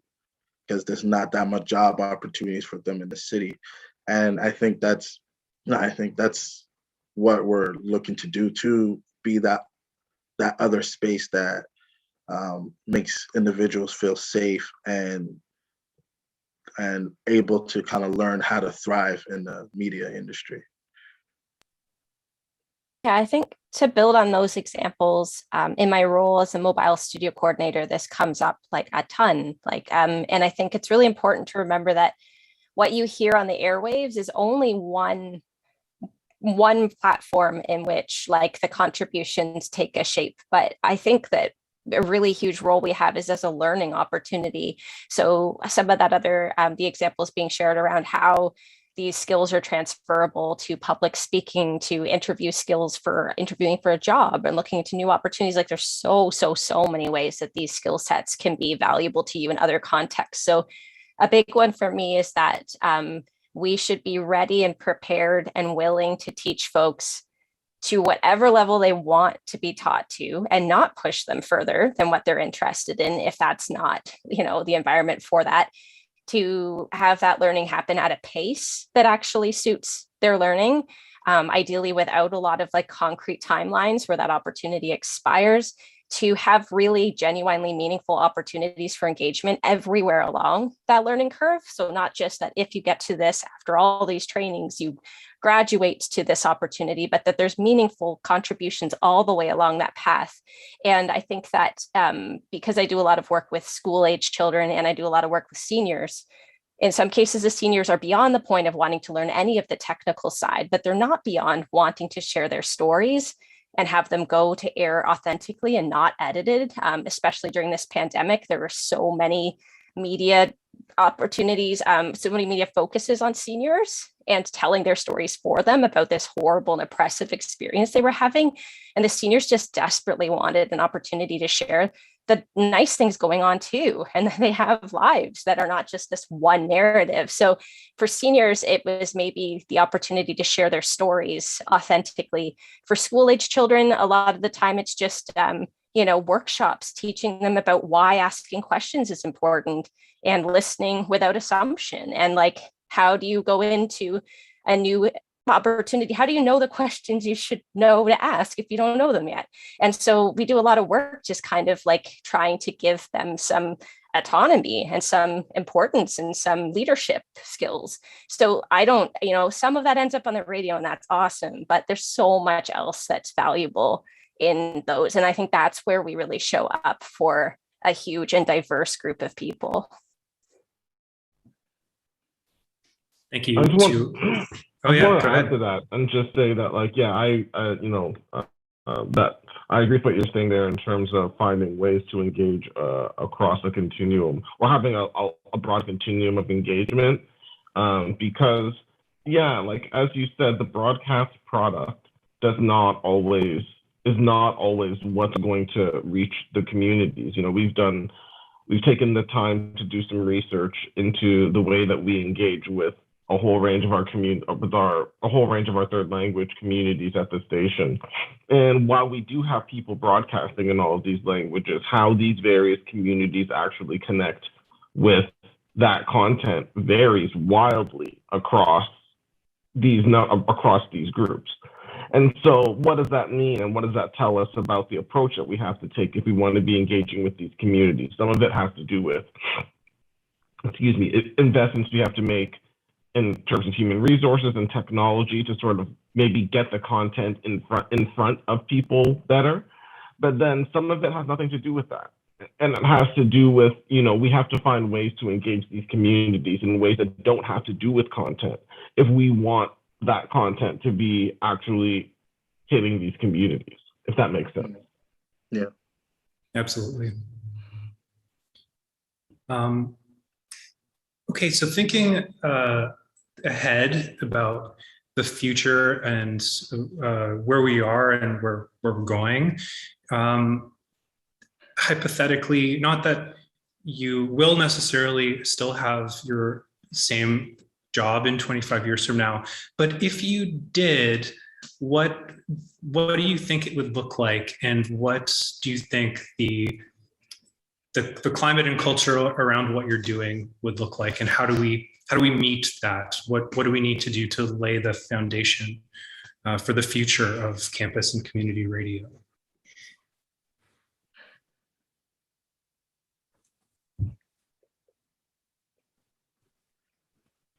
It doesn't have to be 25 years either. Anybody jumping in? Yes, no. I could jump in. I'll Yeah, say you can that. start. Sure. I mean, as I said, we're planning for our 50th anniversary in a few years. And so there is a lot of thinking about sort of the next 25 years and the last 25 years, and sort of the way, the sort of stage of development that this and the stage of emergence that the city is in, and how it relates to the evolution and development of these critical kinds of networks, right? Like road networks, transit networks, media networks is a part of that. And how I think a big part of what we're doing now is going to set a lot of the tone for the ways in which the community sort of thinks about, recognizes, and ultimately sort of represents itself to itself, and then ultimately to the world. And so I think it's an important time for media. I grew up in the GTA in the 80s, and I'll say that, I've seen some of this stuff before. And I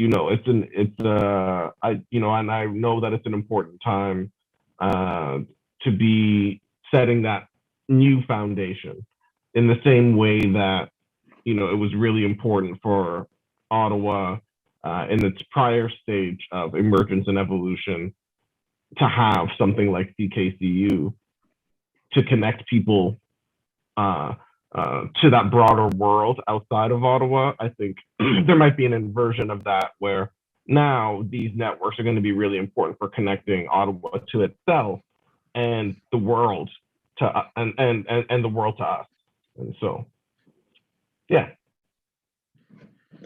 I agree with everything you said, and I think just products in general, like when you think of artists or I don't know, something like Amazon, I think in this day and age it's about being multi-purposed, and and in our case it's like seeing radio as our foundation, but now taking radio and expanding it into a platform where it could be seen as a place where people could do podcasts or have some consulting when it comes to delivering art, or if someone needs assistance with like an event. I think that's where I think the future is going, and just kind of being that hub for either artists or businesses to kind of connect with other businesses or artists through multiple like platforms like YouTube and Instagram, but always remaining a place where people could continue to engage with on the FM. That's my thoughts on that. I think what I would highlight as something valuable we could do now for future us is we were putting together materials for our 40th anniversary exhibit last year. So a lot of what Wendy's describing of that preparation is like kind of fresh on my mind. And we had to do so much digging to find these pieces of the past. And in so many cases, we stumbled across a panel discussion from the 1980s around feminist issues. And it would be this uncanny moment where it's the same stories, the same advocacy being brought up. And you realize that it's been, 40 years, and some of these things have not gone any further. They have not been advanced. They've not made progress. And so what strikes me is like our responsibility to be archiving and labeling now to be a searchable, accessible resource. So I love the liveness. I love that we don't know who the audience is at any given moment. And I love that the original sharing is from that kind of fresh and real and authentic place. But I think that there's nothing wrong with clearly labeled, archived resources so that we can build on these narratives and stories and make progress happen, and not just be saying the same things all the time and then they vanish because we're on to the next show. And then 20 years from now, we bring it up again. So I think that that's the biggest value I see, is that we have the technology now to do right by real issues and to give them that platform in a way that we can access them later and continue that work. And I guess the only other one I would share is like, if in the future it's more normal, the concept of everybody having a valuable perspective to share somewhere, that would save future me a lot of work, kind of doing that advocacy piece around convincing people they have radio voices, they have stories worth sharing. So hopefully there's a generation coming up that thinks it's the most ordinary thing in the world to engage with community radio and share about niche topics, and that's enough. But yeah, I think that archiving and data collecting piece is so huge. Yeah, I just want to, echo that and shout out, my young archivist Esme, who's in the trenches right now, scanning and OCRing the hell out of our history, which is, a very important thing to do. And I think it's one of those things that, as you said, Jenny, it should, at least in some way, hopefully prevent us from repeating so many of these conversations, or at least recognizing the progress or lack of progress that there has been on these issues, so that from the way that musicians get paid, to the rights of people with disabilities, to Indigenous land issues, like all of this stuff is in the history of these organizations, all of these community conversations and reflections. And so, there's something really valuable, again, that a globalized thing, can't really do for a community. And in that way, I think that in 25 years, hopefully we will have recognized that as well. Great. And that made me think that even a radio show that you're putting on, someone calling in from the community, voicing their opinion or engaging in that way that seems so commonplace, becomes this really interesting time capsule of a moment, which is not completely unlike the people that have joined us in this webinar and have asked some questions. So I want to also get to some of the audience questions and comments as well. But maybe before we go to that, I just wanted to again encourage everyone to leave questions and comments in the Q&A function. And if you're on Zoom and Facebook and YouTube, there's a chat function there as well. Before we do that, the three of you, I was going to ask, what do you have coming up? We've talked about the past, present, and future. And I'm just curious if there's any plugs or anything you would like to, exciting news you'd like to advertise, or anything else you'd like to share before we get to the questions. I would say that we turned 30 this year, so we also have like a fundraiser on the way. More details about it coming soon, so pay close attention to that. And we've been slowly making some changes to our programming, especially from 6 a.m. to 6 p.m. So that's kind of giving a hint to the direction that we're going. And that's about it.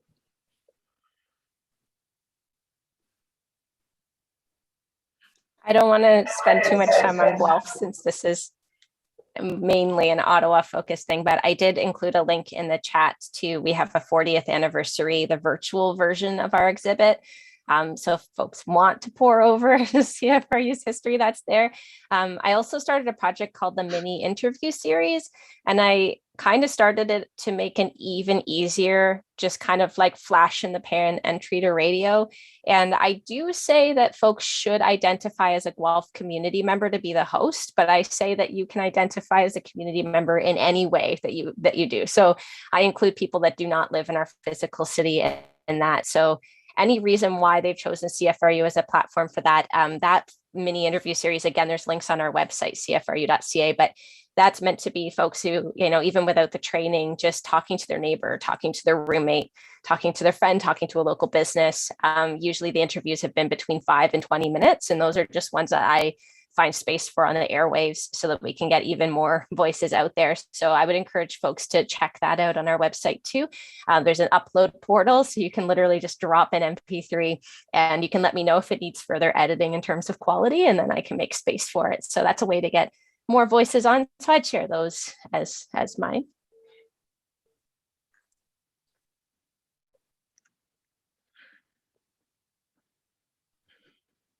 And Kwende, any final thoughts or anything you'd like to plug before we get to the audience?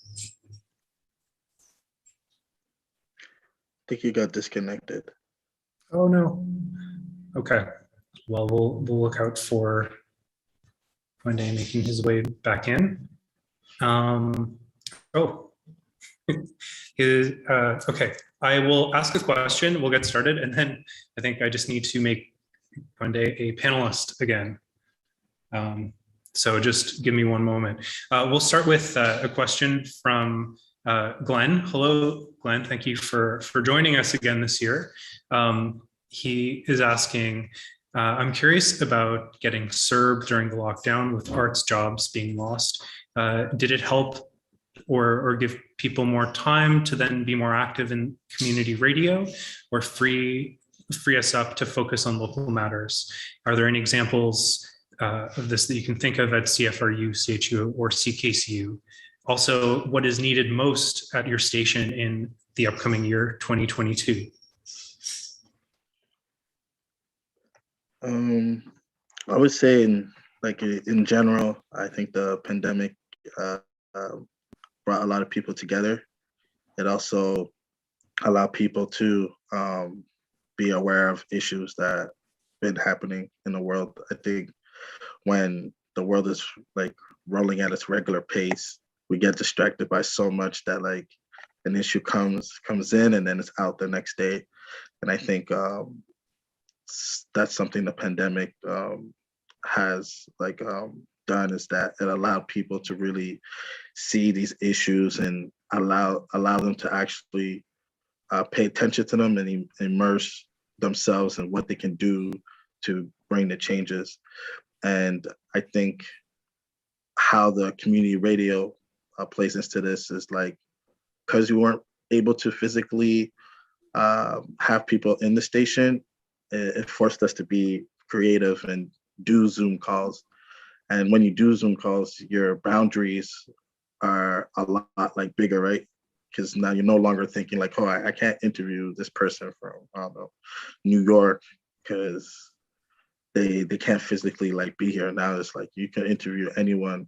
So you could, on a lot of these issues, we were able to kind of like get the perspective of local people and people that live elsewhere, due to the fact that we had to be creative and find different ways to communicate and set up interviews and stuff like that. And I think for what we need for the future is, I know for us, a big thing is in engaging with the students on campus, letting them know that we're here for them. We're here to provide them opportunity, whether it's to get their song played at the artist or to work in a fun and fast-paced environment like the station. So yeah, that's my take on that. Thank you. And welcome back, Kwende. Hey, can you hear me? Yep. Yeah, okay. You're good. Excellent. My power went out in my house, so I'll have to switch devices. And so, Yeah, in terms of the serve, that's a very good question, to be honest. I don't know exactly. It's something that maybe we should find out. You know, we have had a number of new shows come online, which I think was great. And you know, I think we've had about 11 new programs come online through the pandemic. And so I'm not sure if those are people who are taking advantage of the SERB and finding new ways to contribute to their communities, but it's definitely something that, yeah, I'm curious about now. As it relates to sort of what the greatest needs are right now, well, you know, our funding drive is happening now. So, you know, the easy answer is obviously dollars. It always helps. But I think more than that, you know, we're looking for new ways to engage volunteers in the, you know, not just in 2021, but going forward. I think traditionally we were an organization that brought people in to produce content. And I think that, you know, we recognize that people have myriad talents. And as an organization, we need myriad things. And so we're trying to do a better job of connecting, you know, our organizational needs to the skills of volunteers and letting them know that, hey, it's not all about coming here and doing a radio show. There are a number of things that we'd love to work with, you know, members of our community on. Great, and that's Yeah. a perfect. Oh, I'm sorry. Go Oh, ahead.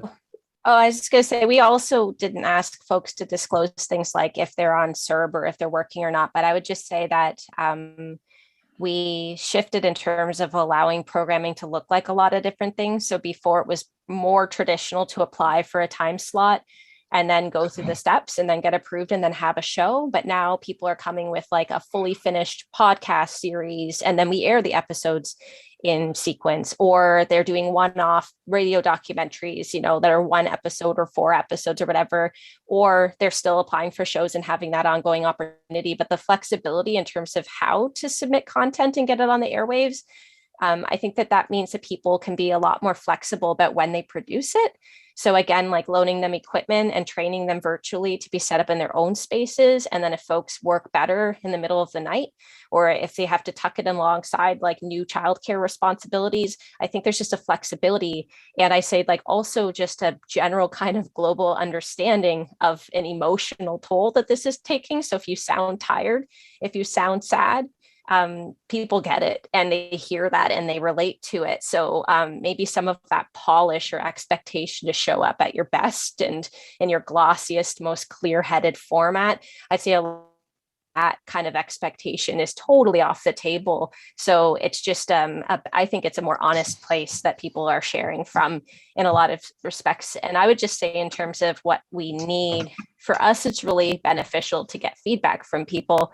Sometimes when things are working is when you don't hear from anybody because everyone's good. But if that's why we're not hearing from you, that's amazing. And if we're not hearing from you because you can't find an opportunity to engage with us, that's a problem and something we'd want to address. So as a volunteer-driven space, I think it's so important that we really are listening to our volunteers in terms of providing a service for them. And again, like a CHUO mentioned about the students. I mean, all of us who have students that are part of our funding source should be making sure that the students are shaping that narrative, right? And that we're staying a resource for them. So I want us to be ready to constantly shift, but that input is needed in order to take that in and respond to it. Thank you. That's all very relatable as well. And I think this brings us to what looks like the last question that we have on hand here.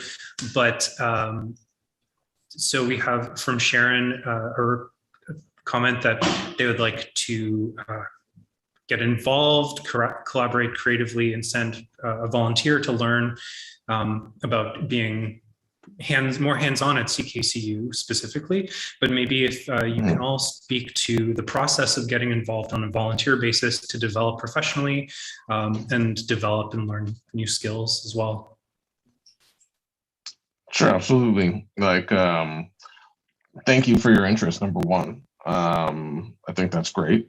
Number two, I would say the process is something that we are currently redeveloping, I guess. You know, we did not have, you know, things like an online form for example, before, to be able to sign up to be a volunteer. And, we're now starting to develop more concrete paths for volunteers through different kinds of engagement.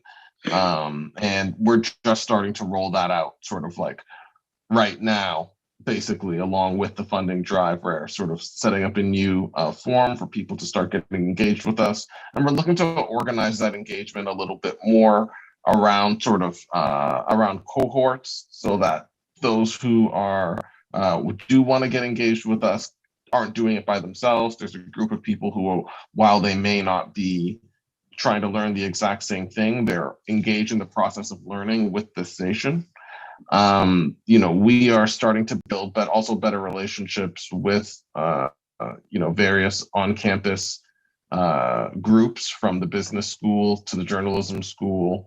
And, if you're a student at Carleton University, there are now, a much wider range of ways to get engaged with us. We have a course that we're doing at the business school called Cultural and Creative Industries, Broadcast Innovations. And we're really looking at entrepreneurship as a tool for developing the future of community broadcast media. And students from across all faculties can get engaged with us there. And that has, again, that's not necessarily about content, but it is about professional development through the station.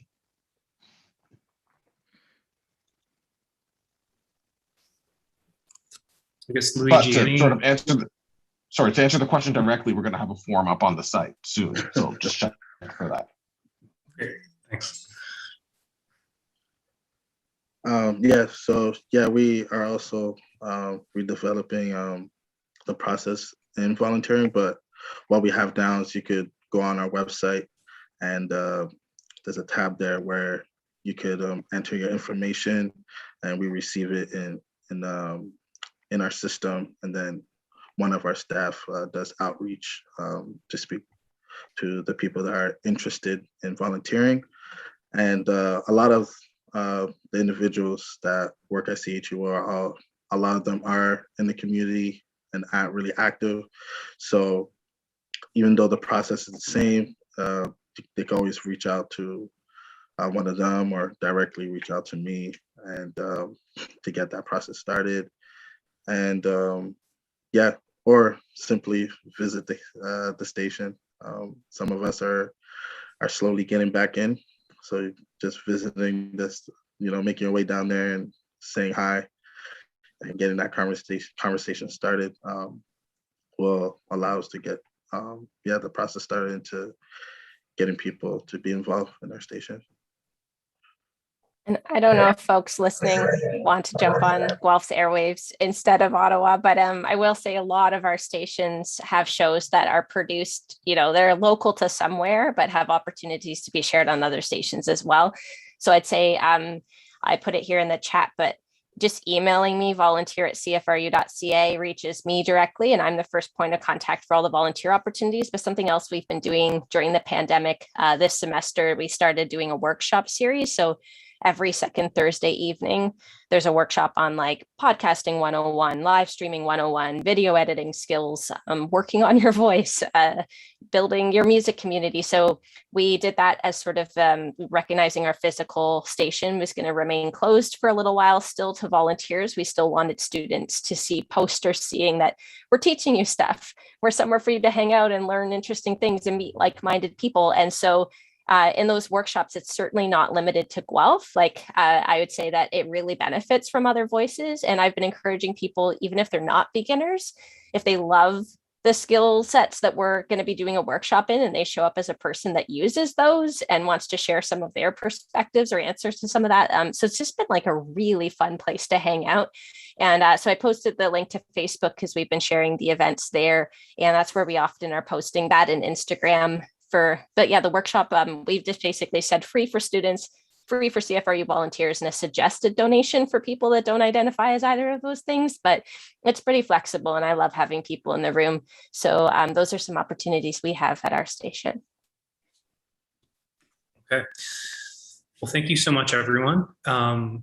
And yeah, if there's any other links that you would like to drop in the chat, please do so. But we're going to wrap this one up. And I would just encourage everyone listening, please join us again at 6 o'clock for the final session, Radical Imaginations with Sourdough at 6 o'clock this evening. And if you're interested in attending in person at the Saw Gallery, shoot us a message at alex@artsnetottawa.ca to RSVP, and we will go from there. So thanks again, everyone. This was inspiring. Thank you for having us. Thanks, guys. Right. Thank you Take for care. bringing Guelph into the conversation. I really appreciate getting to be Guelph today. That was a really sweet opportunity. It's our pleasure. All right. Take care, everyone. Bye.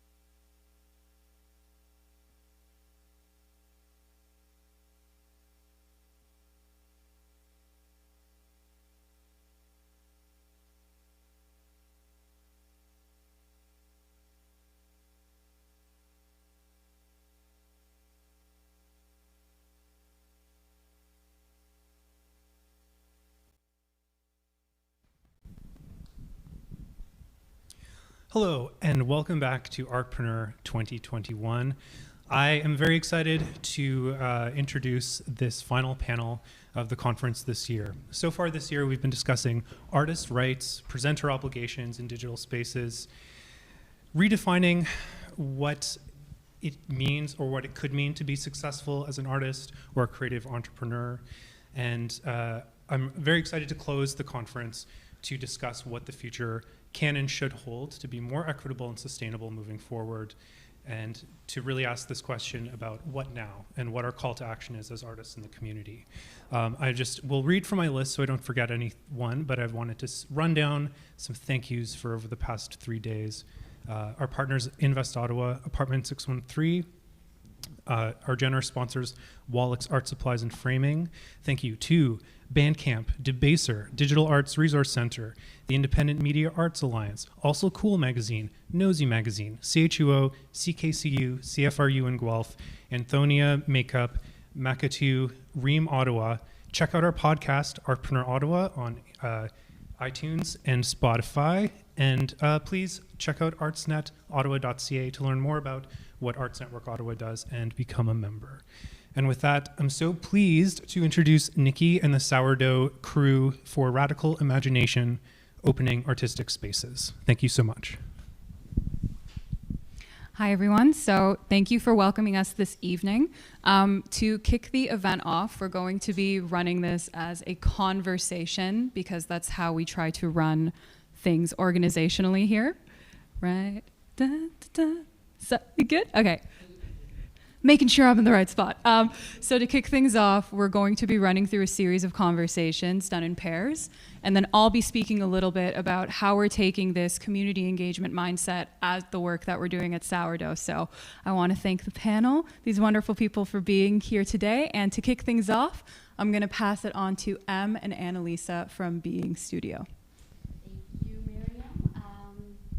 I have to say that we're pretty nervous. This is the first time we're doing something like this, and I think that's part of opening up spaces. You invite people who aren't normally in those spaces, so really awesome.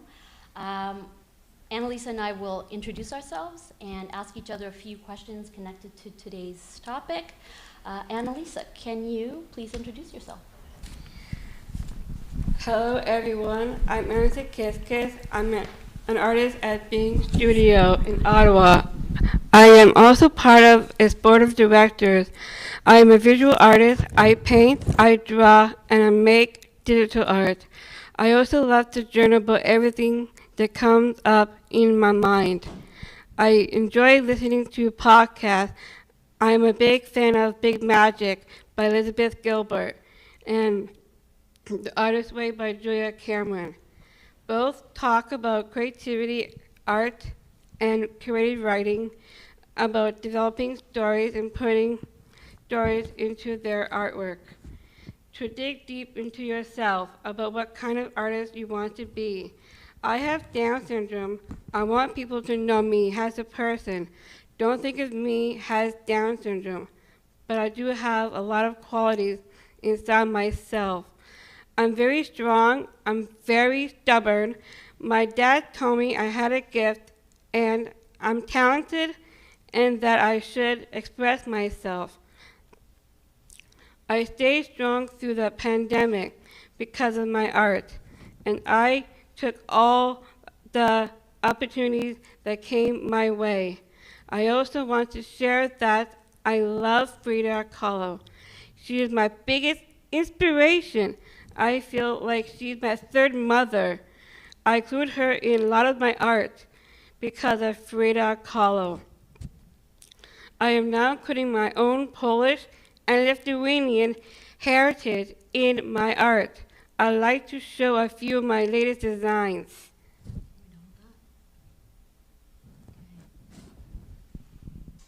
So, yeah, Annalisa, do you remember the quote that's on there? I dream in... There you go. I don't paint dreams or nightmares. I paint my own reality. Okay. So that is a text art design that Annalisa made. And then also, go ahead. Do you want to talk about this? This is my favorite shirt that I made. on digital art, and it's called Theater Called the Mermaid. Awesome. Thanks, Annalisa. Okay. Okay, so I'm going to ask you a question. Okay? Can you tell everyone about some of your early experiences? When I was growing up, there were no art programs for me. Programs were expensive in Toronto, and my family could not afford them. I didn't meet anyone there with disabilities. There was no support for the art. I wanted to make and know art supplies. Art supplies were too expensive. Also, people only saw me as Down syndrome. The kids didn't get to know me well in elementary school. They stared at me and made fun of me. They didn't accept me in any way. It made me feel alone and scared. I didn't expect to be bullied like that. I'm so sorry that you had those experiences. No one should be treated that way. You deserve respect. Can you tell us what are some of the opportunities that helped you succeed in the ways that you have? When I arrived in Ottawa, things changed for me. People accepted me and understood me. They looked at me and could see my true self. Someone once told me, "Don't judge a book from its cover," and that means a lot to me. I started to get lots of opportunities. I've had opportunities to learn to make art. I attended the Algonquin College Academic Assistant for Adults and Developmental Disabilities program and graduated in 2004. I joined Heart Studio in 2004. It became Bing Studio in 2017. So I have been making art at the studio for 17 years. There have been workshops and webinars with artists like Christopher Griffin and Shannon Finnegan. I really connected with Shannon because we both do text art.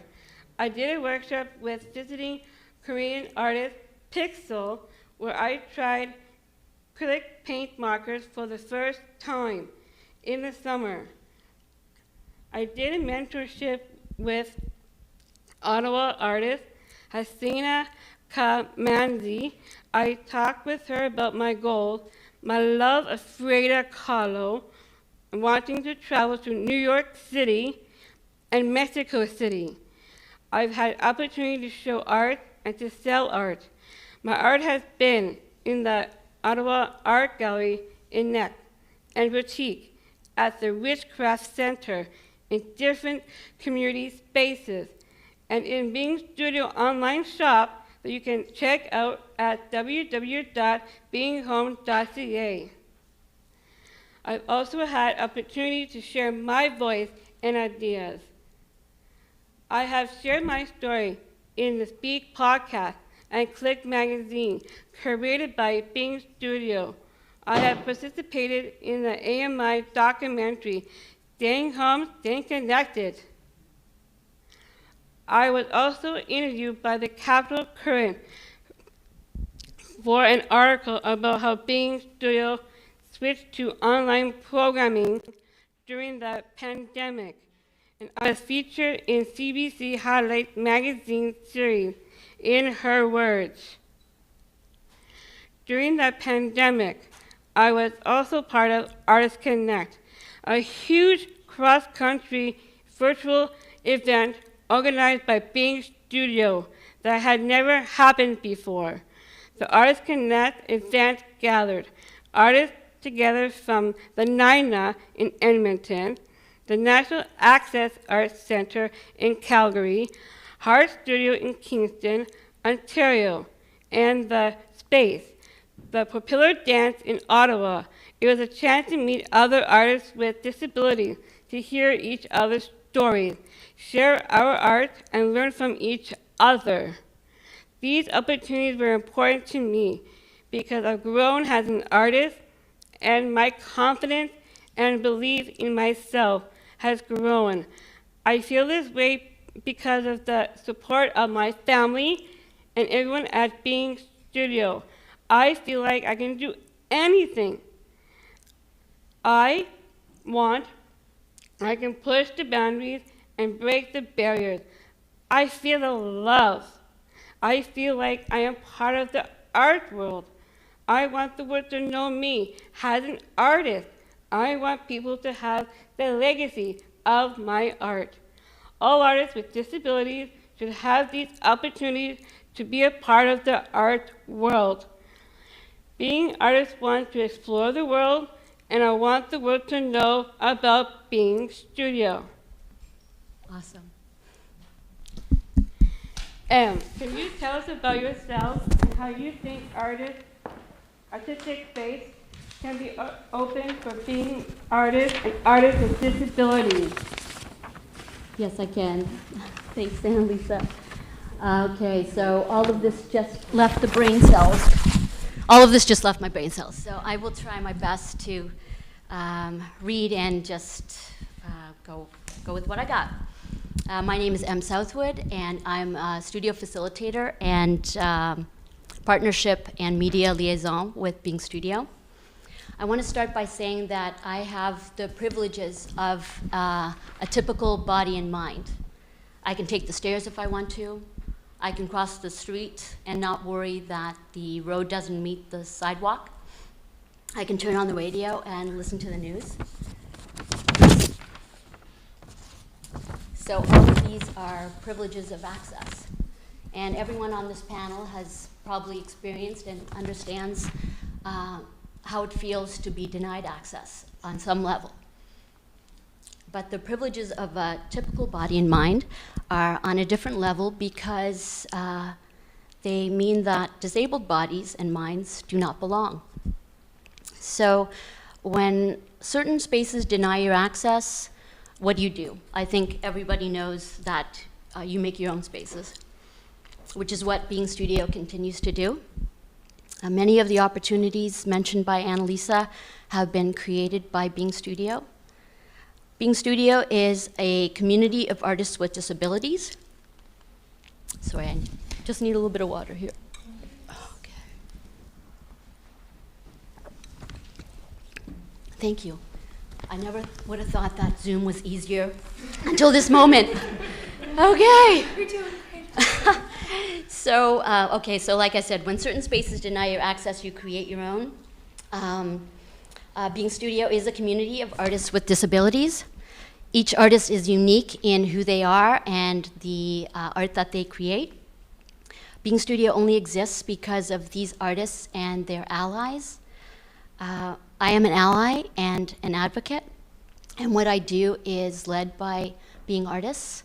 As an ally, my own perspective is guided by those impacted by disability.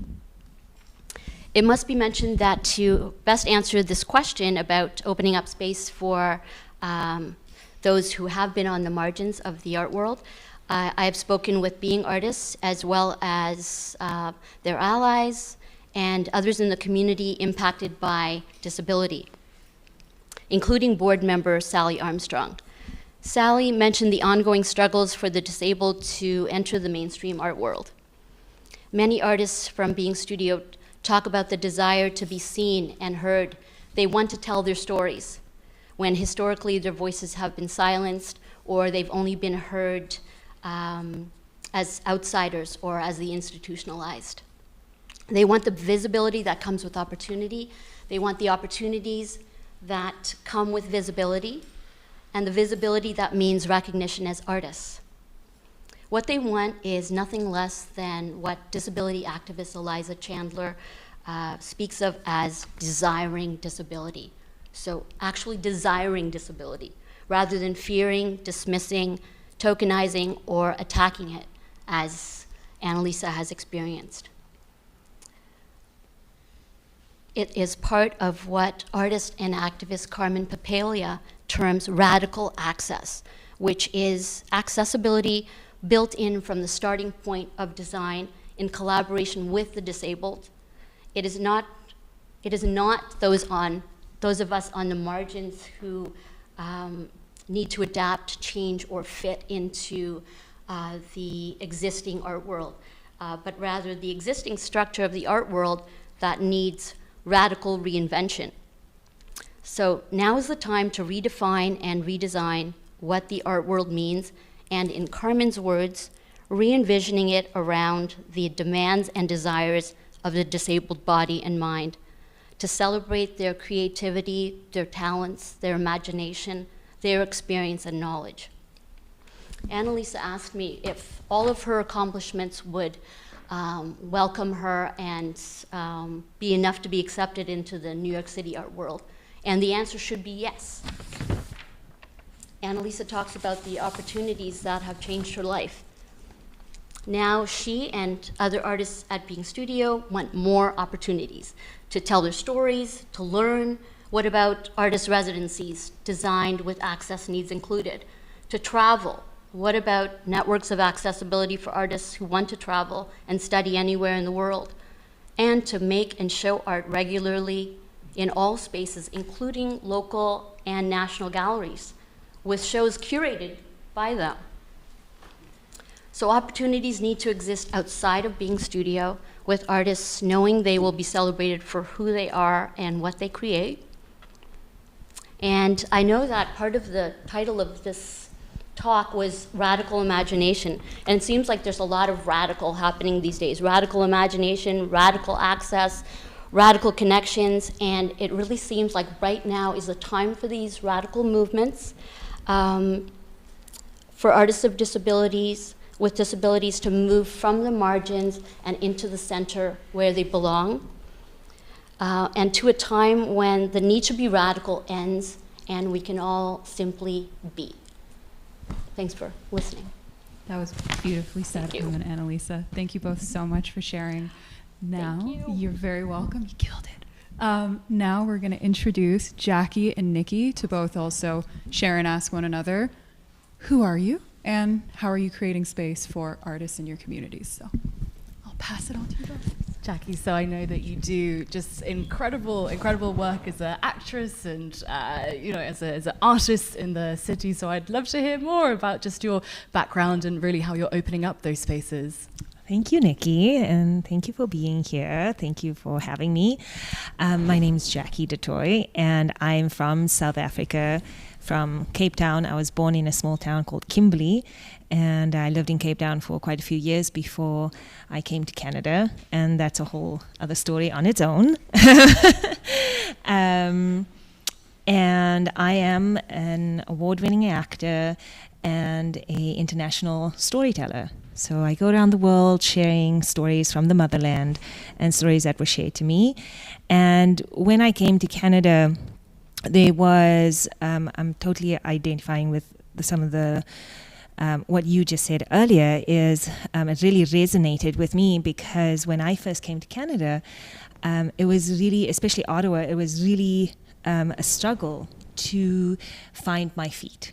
And I noticed, knocking on so many doors, especially in the theater world, there weren't many opportunities for people of color. And I remember going to a very prestigious meeting that was held, and I remember just feeling so angry because there was this massive festival that was happening, and all these plays were being put on, and I was furious because I said, there's no plays that really shows what Canada is, and this world that I live in is so diverse here in Canada. Like, it just didn't make any sense. Why am I not seeing people of color? Why am I not seeing Indigenous people? Why am I not seeing opportunities for people with disabilities? I don't understand. And I think for my world in South Africa, there was just so many opportunities, and where it wasn't a topic. It was just, I don't know, it was just the world that we lived in there. And so I had this deep desire to feel connected because I felt so disconnected and so many doors were closed upon me. And that's when I started creating and making space and saying, how do I connect to others is to bring them here. So, because I can't be the only one. And so I started creating shows and inviting artists to come in. And then the vision of opening up my own space, or opening up a space for people who have been on the same path as me, different walks of life that feel that same disconnection, that wants to connect, that dream became a reality. I so love your t-shirt, your hoodie, it's so awesome, it so resonates. And I just want you to know I'm getting one. Like, I want one. Because create that dream and making it a reality, came to be when I connected with just Jamal the poet, an incredible being, and his brother Ali, and having that vision of creating a space, the Origin Arts and Community Center was born. And we all had the same vision of how can we make an intimate space for people from different walks of life, and to walk into a space and say, I feel at home. This is a space for me to create, to be myself, where I can just let go and explore my creativity and to connect with other artists. And we've had so many artists walk through our doors from all over the world, and from extremely famous to youth who are still, finding their feet, to it's just been an absolute joy. And that's my story. It's beautiful, Jackie. That is, goodness me. And of course, I've had the opportunity to come and be in the beautiful Origin space as well, and it's just really gorgeous. It is, and perhaps I can share a little bit about myself as well. Yes. So I am a writer and a filmmaker, storyteller living, of course, in Ottawa, but I actually moved to Canada from England in 2017, and that was a whole story in and of itself. And so I come from Iranian parents, and so that is something that has always informed the work that I'm doing. Just what are the ways that I can open up spaces for people of Middle Eastern backgrounds and part of the diaspora to feel that sense of community. And so that has led me to kind of exploring stories of social impact more generally. So in Ottawa, I got to work with the publication Future of Good, where they, across Canada, share these stories of social impact. And through that, I have been invited to learn from and sort of listen to the stories of many Indigenous leaders and creators across Canada, and, really getting to perhaps switch up the way that maybe I was even thinking about journalism, at the start of my career, and really find out, how can we be co-creating stories, especially when there are, just incredible Indigenous creators who are willing to share their story. And then on the other end of that, how can we be taking those stories, sharing it with people who are interested, so with audiences who so often are in non-profit sectors or in private and public spaces, and to really make sure that, again, these stories are being represented in a way that is decolonized. So that's been sort of one part of my journalistic journey. And then through my freelance writing, I've gotten to write for publications like Shondaland, where I got to explore what sort of Iranian underground artists in the country, what does their music mean about a country like Iran that has so many different political tensions. And so that was really an experience in getting to challenge or hope to challenge sort of perceptions, again, of what it means to be from a country like Iran and to be making art that so often is, a political protest. And so that, again, just has been marvelous. And of course, how I got to connect with Jackie was through Creatorland, where in 2018 I got to sort of host a documentary series created by Zainab Muse, the co-founder of Sourdough. And that was really exploring first and second generation immigrant entrepreneurs and artists in the city. So just, again, incredible hearing your story, and just the sort of mission behind Creatorland was very much, taking apart our understandings of what it means to be an entrepreneur, what it means to be an artist who's out there making themselves sustainable through their art. So that was an education for me as well. And I am so excited that we are moving into season 2 for Creatorland, and this time making it very, very women-led. And through that, again, just trying to put this focus on having the women co-create those stories with us to be able to ask, what do you want from this episode? What do you want to say? How can we be really centering your story and your voice? And perhaps during this strange time of the pandemic, where so many of us have had the chance to reflect on our lives and what it is that we're doing, I got to learn remarkably about all the amazing organizations and the work of organizations like Sourdough in the city, again, to be holding up different artists. And that's where I got to work with CKCU, who had their segment just before this one. And through that, getting to see how, this is Canada's longest running campus radio station, and just seeing through them, I think they have something like 90 volunteer radio hosts, all from different backgrounds.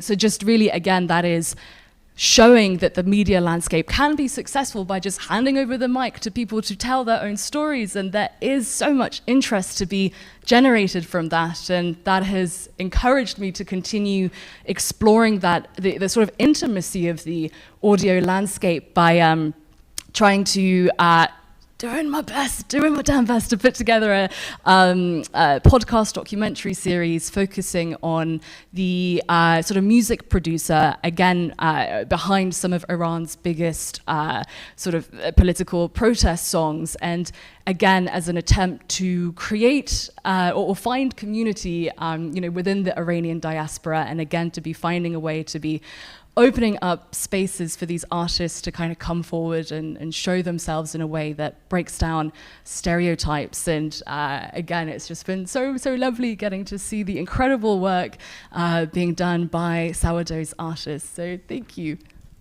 Thank you so much for that, Nikki. And now we're going to jump into the second portion of our little presentation here, where you're going to hear the sound of my voice.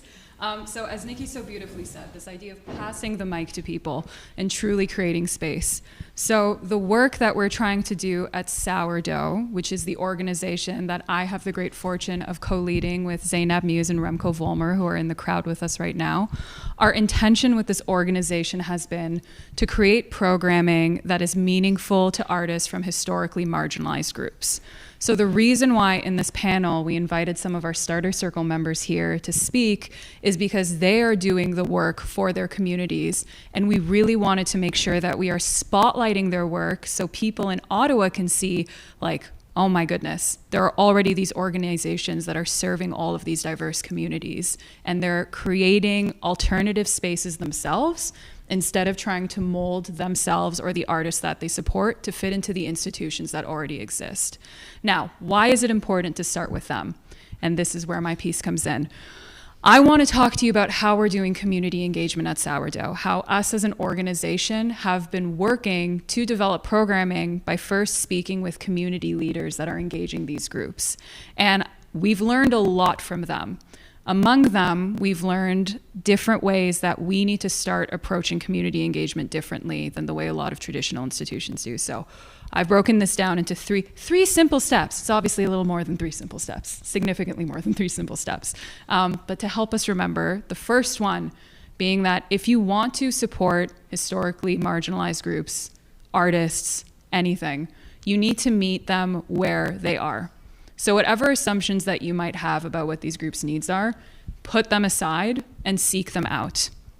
A lot of organizations will often find themselves challenged and lost if they have an idea for a program because they say, I really want to support this community. And then they put up a little posting on their page online and they say, hey, we're looking for artists from this community. And then they expect them to come. The challenge when you're approaching specifically groups that have been historically marginalized is already that foundation of trust doesn't exist. So why would they feel comfortable coming to you when in the past they have not only been neglected, but as Em was saying earlier, left at the margins of these spaces? So you need to go out of your way and meet these communities where they are, connect with their leaders, and do so with an understanding that it is your responsibility, our responsibility as it's been here, to build trust.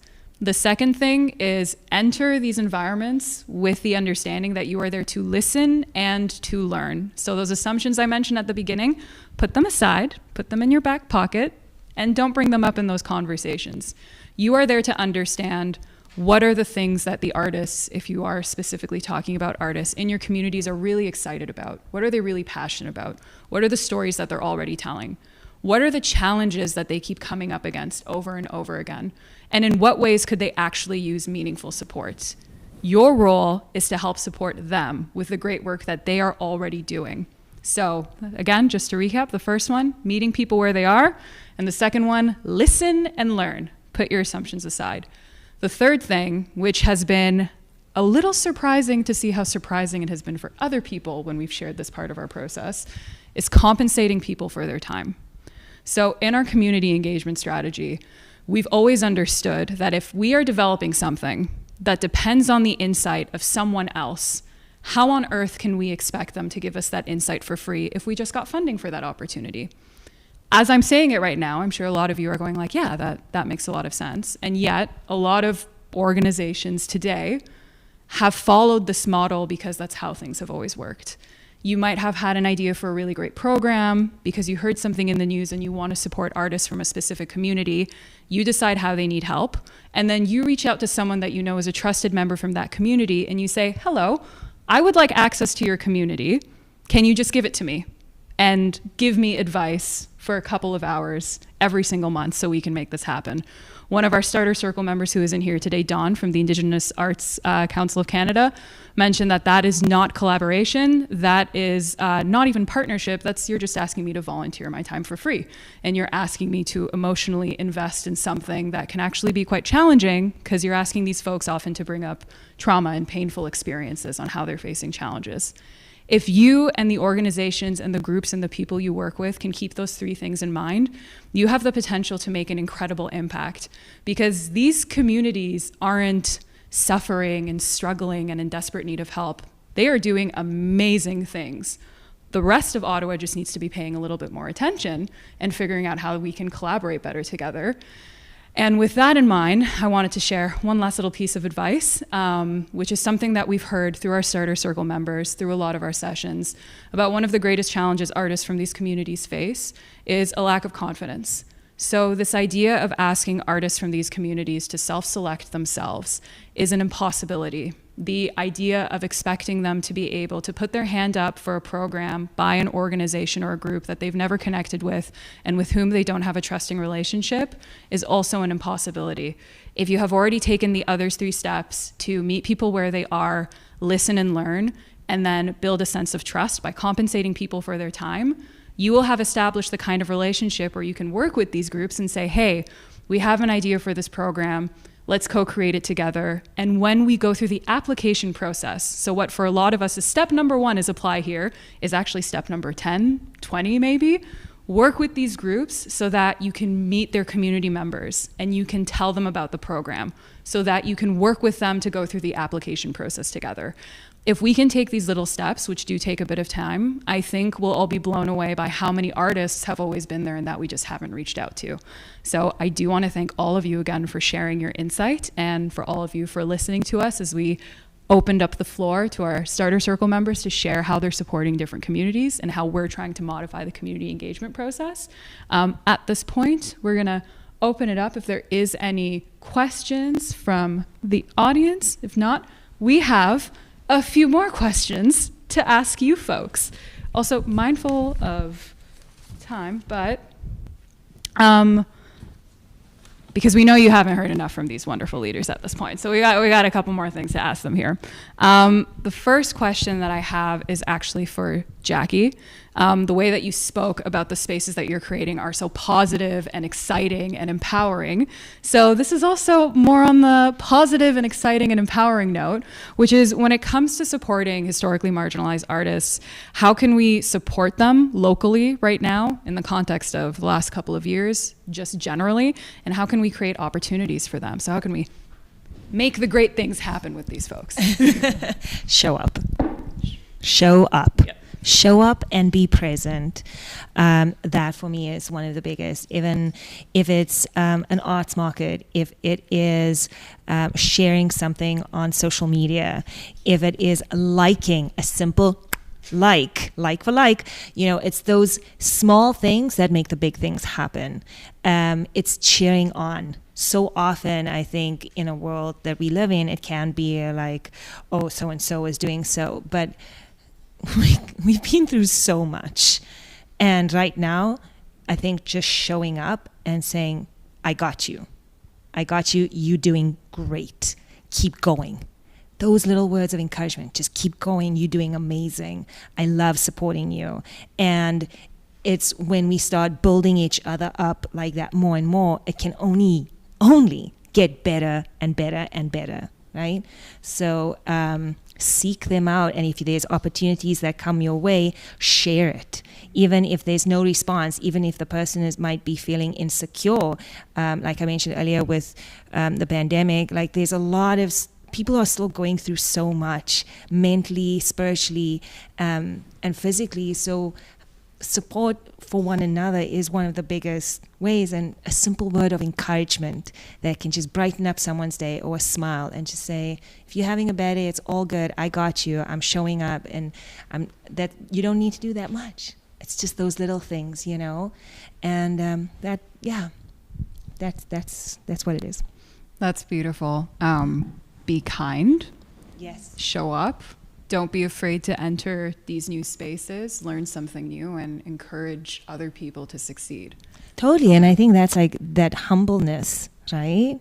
It's like, it really is a beautiful thing. Absolutely. And I think one thing you touched on too is that idea of mentorship and sponsorship. So being able to support other people. If you yourself are established, what are ways that you can reach out to people from other communities and build them up, share resources? That was actually one of the things, we've talked about it so many times in the starter circle too, is I am resource strapped. How can I get support for an event, for something as simple as doing grants, right? There's so many things. Totally. And this just came to me. So even with some of the programs that I run, when I ask for a certain fee for students to take my drama classes or theater classes, I mention to the parents that in that fee, it includes a space for someone who cannot afford, and it's anonymous donation from everyone. So making those spaces without even someone feeling like, oh, I can't take Jackie's storytelling classes, or I can't take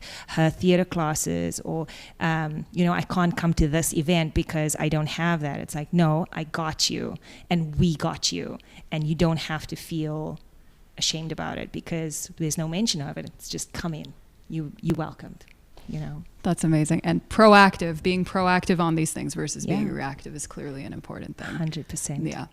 The work that you're doing is absolutely incredible through all of the organizations you're engaged with. So thank you so much for sharing that. And I actually, with that coming in mind, that kind of segues to a question. I hope you don't mind if I put you on the spot here. In regards to other arts organizations that you find really inspiring or compelling that are doing great work to support historically marginalized artists, do you know any that you'd like to share with us? Any whose work that you think are super cool? Annalisa, fill us in.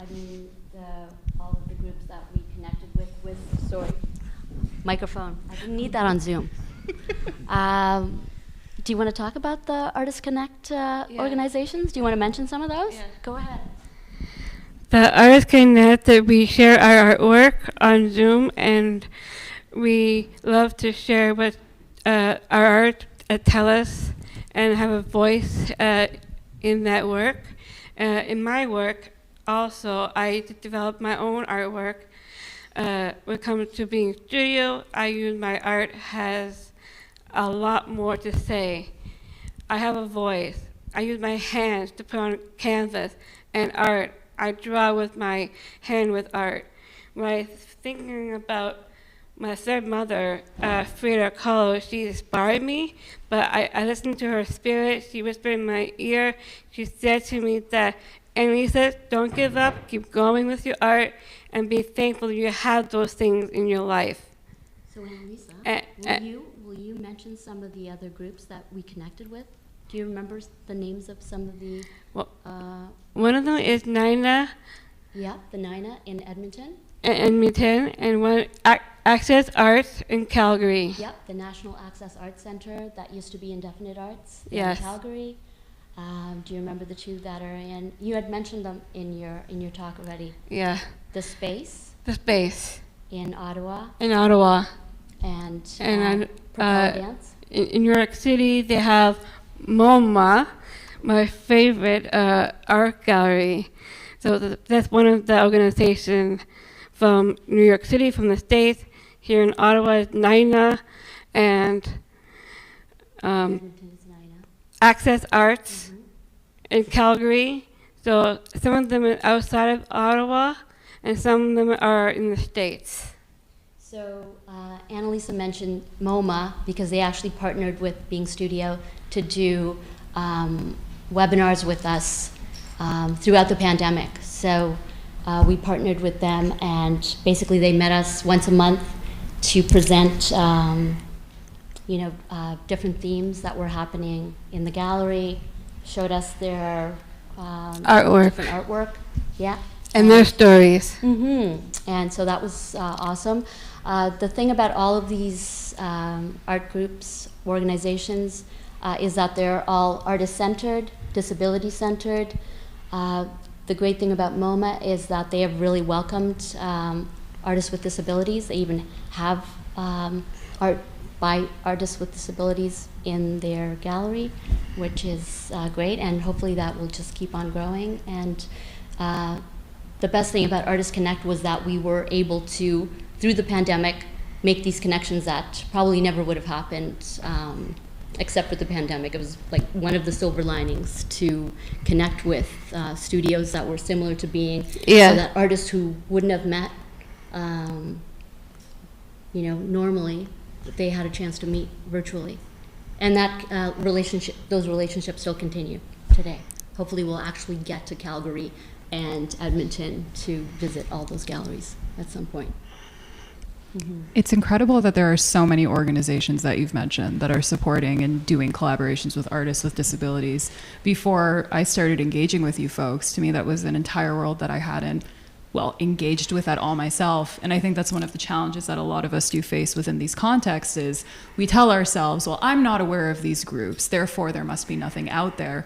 But there's so many of them in that space, so we're able to collaborate in a meaningful way and just think of the impact we can make if we can break out of those silos, which is part of what we're trying to do here at Sourdough too, which is amazing.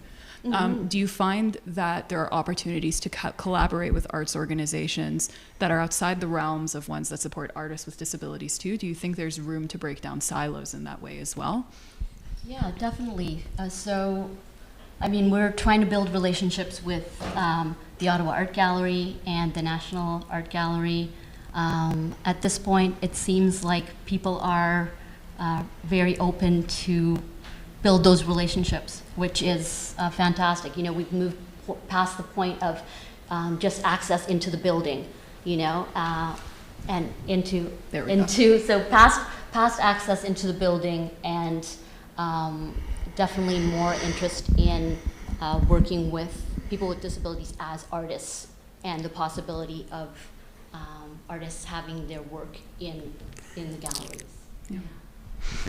I think that's one of the biggest gaps that can be intimidating for a lot of folks is the lack of comfort that they see in engaging with groups that fall outside the realms of the one that they identify with, but the opportunities are really endless at that point. And I think with the work that we're trying to do here, we're trying to live up to that to a certain extent too. So without further ado, can I ask you? We wanted to do a final wrap. I wanted to thank all of you folks so much again for joining us for this session. If anything that we discussed with you folks today resonates with you as well, at Sourdough, we're actually putting together a residency program. So this residency program is going to be running in early 2022. The purpose and goal of this residency program is to bring together artists, whether they're individual artists or members of a collective, who have a project, and a project that in one way or another is supporting their community. That can be as simple as you creating space to create art with a bunch of other people that you know. It can be you're putting together an incubator where you're going to be training other people to build up their careers in music. It can be absolutely anything that falls within that realm where you're supporting members of your community. And we want to bring them together so that we can create space like what we've been trying to do with the Starter Circle for people who might not have met each other but can offer each other a lot of support to come together, share resources, learn from one another, and explore an experimental mindset that can empower them to create alternative models where, again, we are not trying to train people to mold themselves and change themselves to fit into institutions that were not built for them, that were not built for us, but instead empower them to create spaces that work for themselves and for their artists and for their communities. So if that sounds like something that interests you, reach out to us, check out sourdough.art. I feel like I sound like one of those infomercial people now. And yeah, that's all. So thank you for having us, folks. This has been great. Awesome. Thank you.